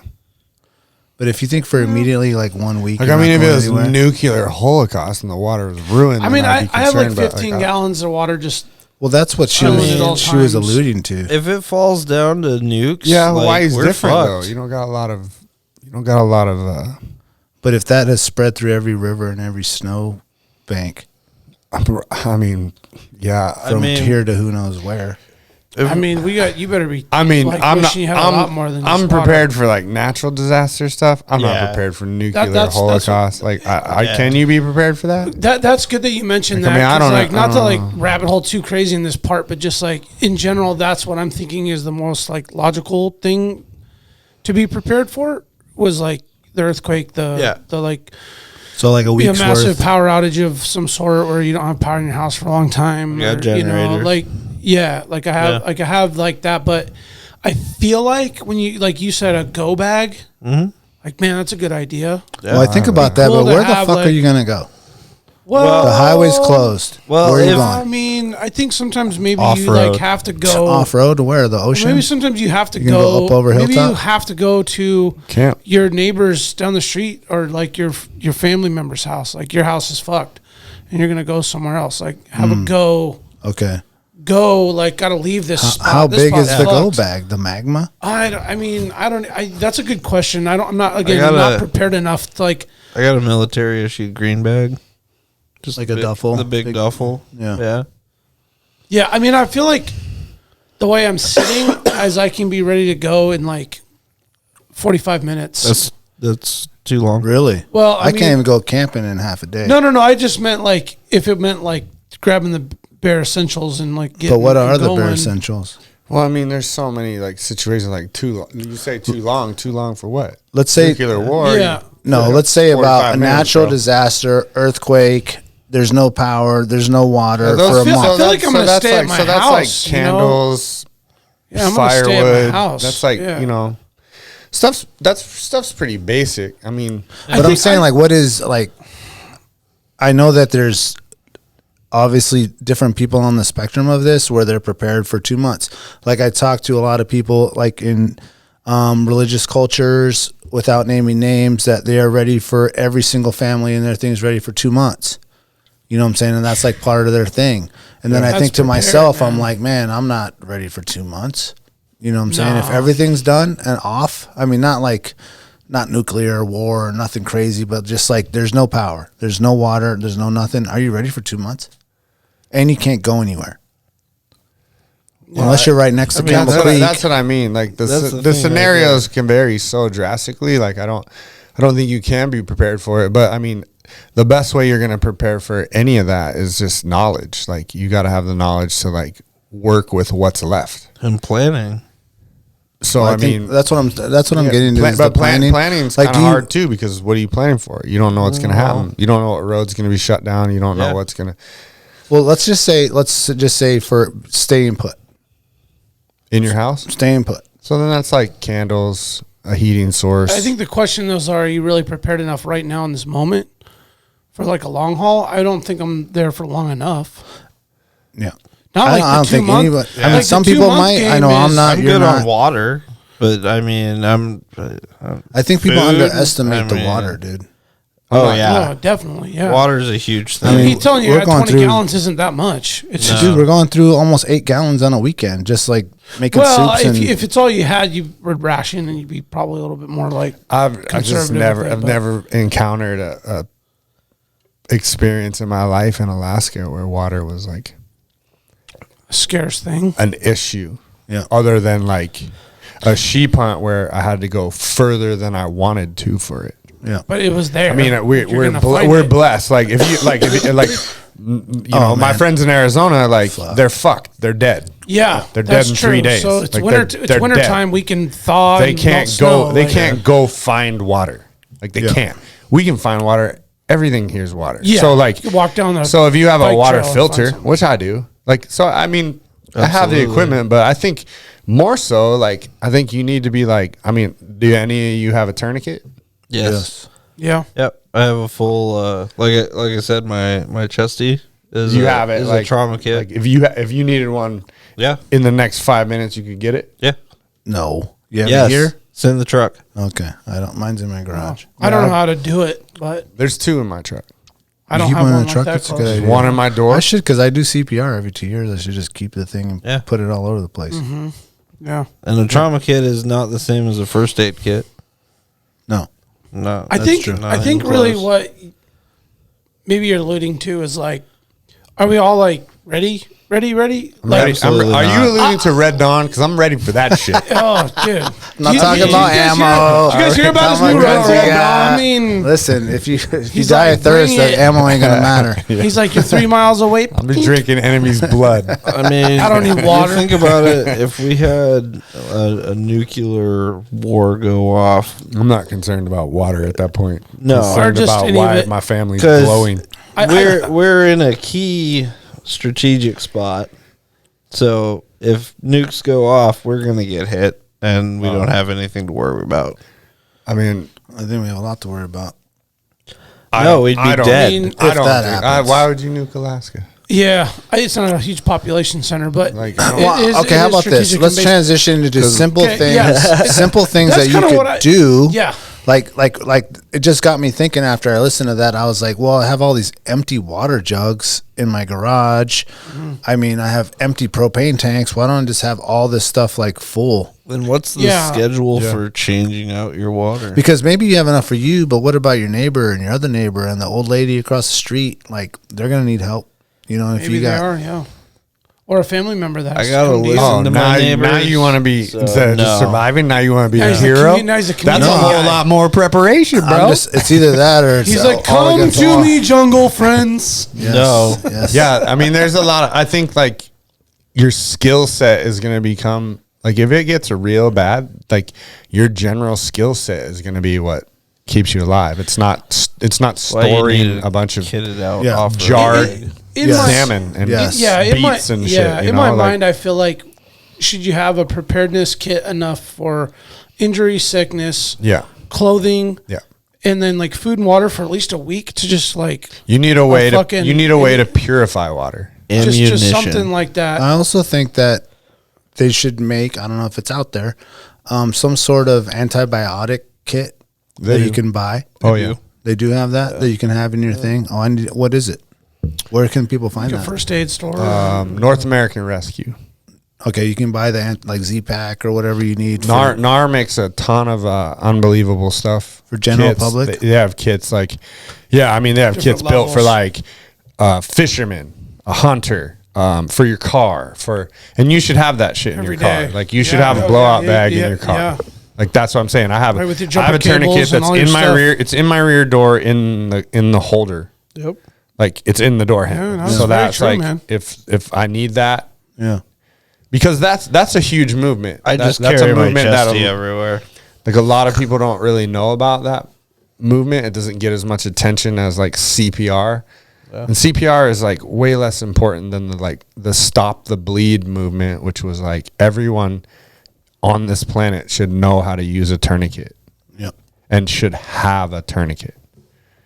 And so, yeah, I have a regular style tourniquet turnbuckle Yep. in my door, and then I have one that's like made to put on yourself. It's like designed so you can get the same amount of tension Yeah. like on yourself. It's just something I wanted to bring up as a thought. I Oh, didn't man, want that- to like bring It's a the very whole It pod can- it can negatively. get- I just kind of want to put it in people's No, ears. it's not that. I think Where it's we've like, laughed hey about man, it even. winter's coming, Yeah. earthquakes happen, volcanoes happen, things happen. Yeah. Like be So a little ready for I mean, we simple live on the with ring simple of fire. things like Yeah. like have some dry food, have the water filled up in all your little water Yeah. bottles, candles, have a propane batteries, tank. flashlights, Yeah, like basic stuff. I mean, let's Headlamps. My let's wife, talk my wife about, hounded on me about getting a kit together, and I'm like, "Well, we got a kit together. It's always down in the garage." She's Yeah. like, "I'm talking about the one that's like, I know where it is. Our 8-year-old knows where it is. Yeah. like everybody knows." I'm like, "All right, that's true." So All right. I mean, like the same thing. You could be like for your vehicle in the winter. Let's start with something basic. You know, road flares, a blanket. You know, Jumper cables or a warning device. Yeah, all that stuff. Like we live in Alaska. If you're driving to Fairbanks and you drive off the road, it could be 20 minutes before somebody drives by. It could be, 6 hours. It could be days before somebody even knows you're down there. Exactly. Yeah. If it's snowing, you could be stuck. So having road flares or some kind of signal device is essential. Having a way to keep yourself warm. And then if you get out of the vehicle and you get wet, you need some way to dry off as well. So, getting a change of clothes. All this is stuff that I have in each one of my vehicles. Yeah, just ready to go. Yeah. That's a good point, man. Especially wintertime travel. Yep. I mean, getting sideways on the highway and 5 o'clock in the morning and diving there, into the done ditch can turn into a pretty shitty deal for somebody if you're not prepared, right? Yep. shovel. And you're not Toe thinking strap. that that's going to happen. Yeah. But It unexpectedly it happens. Could. Yet all too often. I mean, on the other hand, going out wheeling, I basically take everything. Is that what you boys call it? Wheeling? Wheeling. Call it wheeling. Yeah. Yeah. So I That's basically true. take a full kit of tools with me every time I go. Mm-hmm. I'd rather have tools and not need them than Maybe an extra, not have tools. Maybe an extra ball joint. CV axle. Oh man, we can go deep on that. Why would you need an extra? That's a whole nother podcast. I mean, I mean, they're big. Chad where are you gonna store Chad that? said to Gabe, I have a Ball fix joint's for easy to everything, store. just not that. Yeah. I mean, you got to take a whole kit for that. Axle would have broke. We'd have been fine. If something joint? more like normal would just break. Ball joint? Flat tire? No, I mean that is a subject though. We can like dive into the Oh, dude, deepest that rabbit hole. is It's so unreal. deep, bro. Good awareness to like good call to like bring awareness to it and to get your minds unlocked and open to the idea of like, hey, when you get home tonight, throw a 5-gallon jug together, have a bucket of hydrated meals. Yep. You know, Bag of rice. Good old. just have a couple things. I mean, like, just even the earthquake a few years ago, you know, it shut a lot of homes down for days on end. Yeah. And just having a generator, some propane cans to boil water and cook food, having just actual fresh water to drink. Actually, I think the grill. the might be earthquake, camping like for a we couple of recovered, days. we recovered from that way faster than I don't know if you Oh, remember insanely fast. the springtime windstorm we had. Oh, yeah. Oh, or fall. in Was it fall? Wasilla? December? The December one? Anchorage. When my power was out for 11 days. Oh, that was in East Anchorage. In Anchorage. That was. That was my house right across from Chinook Elementary. I had no power for Are you like talking about in like 20? it had to be 8-9 years ago. Power outage? No, I it's- don't remember it's, being out of power that long. No, our house was out out. of power I was for moose hunting, like and my 8 house was days out or of something. power for 6 days on DeBar Road, over by the firehouse right Because there. the ground hadn't froze and the leaves were still on the trees, and we had like a winter storm come in, and so Oh, we had no. 100-mile-an-hour winds on Hillside and like 60-mile-an-hour winds through Anchorage, and it just laid trees over everywhere. Okay. Power lines went down. Russian Jack Park looked like a tinderbox. Oh yeah, yep. That's the one. Like shit fell down everywhere. I think that was like 13. The ground was wet. We had a bunch of 2013, rain. It was like a 2014. perfect storm for all that. Yeah, it's been a minute. But like that was like I literally had just hooked up a generator to get lights at my house, and the power came on like an hour later. But I literally went and got like a big generator. I was like, dude, this has been ridiculous. Yeah, So it's been we're way like too day long. 8 or something. I mean, what wattage you running? Oh, I don't remember. Big.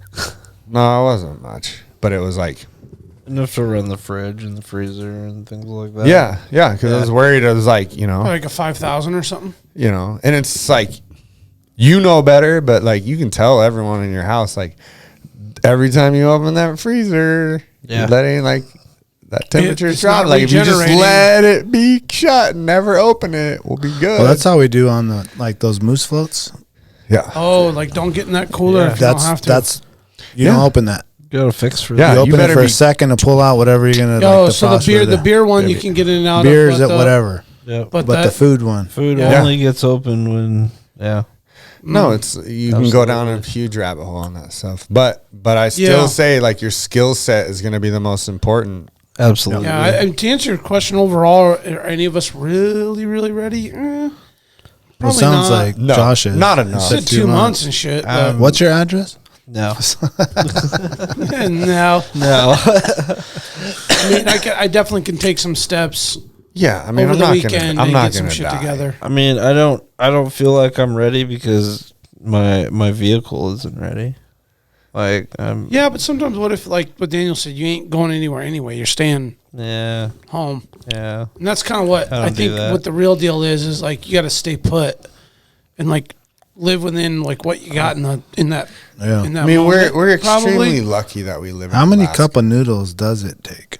a pallet. Just have a pallet on rotation, bro. I was in Walmart yesterday. I know those Buitrago boys could survive on those for Oh months. man, we'll live. Well, forever. hey man, They already survive on them. for they're months. morale boosters. They're trained. They're trained. Dude. They're morale You boosters. like from here on out, after going on the sheep hunt with those noodle bowls, I've been saying I never it, leave dude. home without it. Nope. It is such a morale booster. It's like almost like having a fire. When you are, it is. It's exactly like fire. Yes. yeah, you're having a fire If inside. you don't your have a soul. fire, you better have a cup of noodles. Yeah. Or if you don't True. like, if you don't want to carry Or- that because you literally are like backpack hunting, the cartons of bone broth or now you can get the brand they sell it like some of the coffee shops were carrying it for a while. There's like you can buy the dehydrated ones and just like add them like a micronized coffee. Yeah. The bone broth, dude, that stuff is game changing. Oh yeah. For like when you're Just wet a life and miserable booster? and you just take a sip of like hot bone broth or a ramen bowl, Yeah. you're just like, no, you can't not smile. It's like, That's a good. Yeah, it's like you I can't. want to do like a funny like ramen review bowl. Oh, thing. Were you Let's screaming do for it. a noodle bowl when you fell in the river? I last had week? one. Noodle That's what I had. Let's lined just up. go No. buy every single one we can find in this just be town like- and do it up in here. Yeah. I would absolutely be And part we of need- that. And I feel like I am a worthy judge. Okay, 'Cause let's I do it. am a All ramen right, we're gonna bowl. do a ramen instant review bowl, and we need one of these. Heather or someone like, let's come with the bowl. Yeah. Oh, like You know what I'm saying? Make that the Heather's Choice Bowl. Dude, I'm on peak now. kimchi And bowl? I don't think I know. can go to anything. I don't think I can go but to what if anything Peak else. made the hot soup bowl? Oh, then I definitely will never leave them. We will. I will. Man, I was already hook, line, and sinker. They're but, probably going to have a cease and desist order against me. 'Cause I'll be like, you guys are the best. They're like, this fan's getting All right, a little too weirdo. fanatic, man. Yeah. just full fanboy. I feel like I'm that way about Kafaro already, and now they warranted my waistband where my belt, like my straps were tearing away. Oh, really? Yeah, I sent him a photo of the bear. Oh, yeah. I was like, I'm pretty sure this is when it happened. He was like, yeah, we're gonna warranty that. What Yeah. size waist belt you need? Nice. Because I noticed that they were torn, like where my straps come in attached to the waist belt. Oh, they like They were frayed like- on the they're edges. frayed. Oh, they were out. pulling off, Yeah. and I was like, and the new waist belt and attachment point is a different design. It's got like a little more purchase on it, where it's sewn in. It's like instead of just being one spot, It's more And so rigid. I was just ordering some stuff from him, and I was like, hey, I have a question for you. Like, I have this issue, and I was like, can I order? Like, I know you guys are pretty good about being able to order like individual parts of a pack. Can I order just the waist belt and order just new straps, or do I got to buy a whole new frame? And he was like, well, what? He's like, why don't you send me a picture of like what's going on? And I was like, well, it's tearing away, but you know, I've had like a solo sheep hunt where Yeah, I packed you the put whole this thing camp and sheep through the out. Like, rigors. I've had a couple like definitely over 150 pound pack outs, and like, so I know it's probably my fault. So I don't Yeah, feel wear it's and like, tear. It's wear and tear, but yeah. And I'm like, call this that pack's like product test. 8, instead of 9 buying a years whole old. new bag, He was like, yeah, we do sell that. He's like, but just send me a photo. I sent him a photo. He's like, yeah, we'll warranty that. And I was like, oh, nice. you guys Way are- cool, man. Now you just best. got to ask him for a product tester gig. yeah.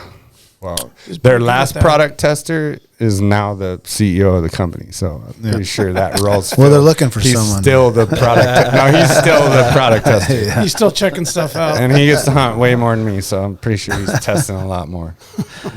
Skull Flake _off-road. Yep. Josh, thanks for coming in. Chad, thanks for joining us. Go ahead and subscribe to the YouTube channel. We're trying to get to 1,000, man. I think we're at like 500. So if you got a second, it doesn't hurt you to just go to Alaska Wild Project YouTube channels, hit subscribe. We can go support Barney's, and you're supporting Alaska Wild Project at the same time. You buy a hoodie, hit the website up. Patreon.com/ Alaska Wild Alaska Project. Wild Oh Project. my god, Bro, I'm looking up Instagram right now, man. I was in the mode right here, dude. Oh man, I just got a message. I was like, oh, what's going on here? Oh, she got some Yeah, likes. what? You got some What? likes up You there. got He's got a new likes. follower. He's got to check. Sorry, guys. Ah, man, I was. Yeah, look at the dot on his Caught me, little you guys hearts caught over me there. and shit.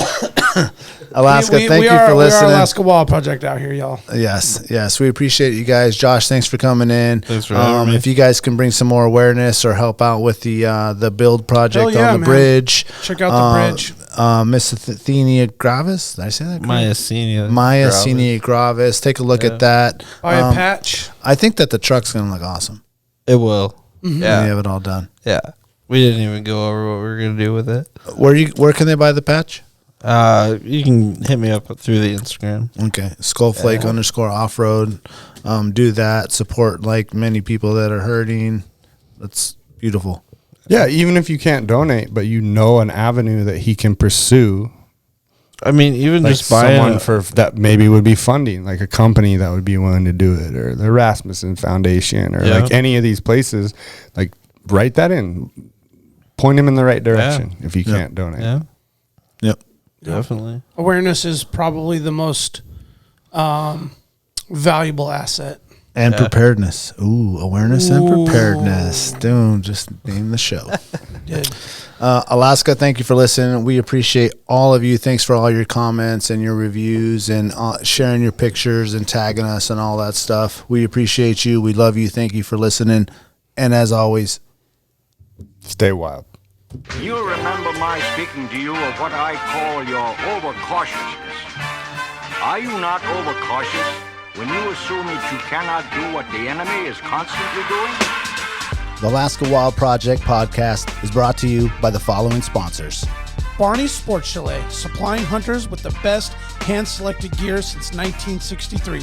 The exclusive home of frontier gear built for the rugged Alaskan terrain. Your one-stop shop for all your outdoor needs. Visit Barney's today at 906 West Northern Lights. Arbor Digital, the forefront of digital assets, cryptocurrencies, and wealth management, providing a low-cost, research-based investment strategy for Alaskans looking to invest their hard-earned money. Visit arborcapital.io today to put your money to work. Tailored Restoration 24-hour emergency home services, helping Alaskans restore their dreams since 1972. Services include fire, water, mold, post-emergency cleaning, repair, and remodeling. Give them a call in Anchorage, Eagle River, Matsu, or Fairbanks. Hit them up at tailoredrestorationalaska.com. Total Truck and Alaska Overlander, Alaska's premier supplier for custom automotive accessories and overlanding products, providing all-inclusive rental vehicles and trailers custom outfitted to explore the Alaskan backcountry with a unique and convenient traveling experience. Serrano's Mexican Grill, 2 locations, one on Tudor, one on Northern Lights. The Northern Lights location has their new tequila bar. Check it out. Also see their daily specials at serranosmexicangrill.com. TheTreehouseAK.com, located at 341 Boniface Parkway, Alaska's own and grown cannabis and CBD store.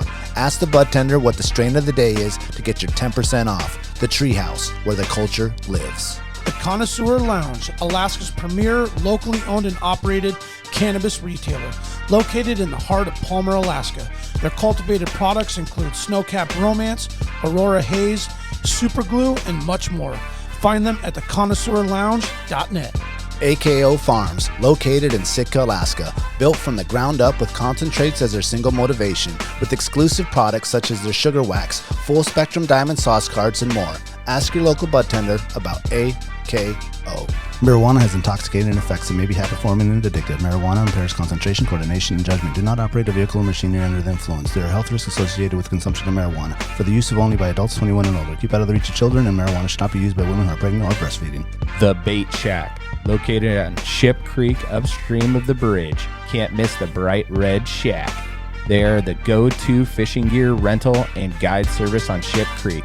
Tight lines and fish on. Come hook into the action with them. Hit them up at thebaitshackak.com. Snow Pro AK, your snow and ice management company specializing in business and residential properties. They know what it takes to keep your property presentable and safe. Give them a call for a free estimate at 280-7098 or visit lawnproak.com.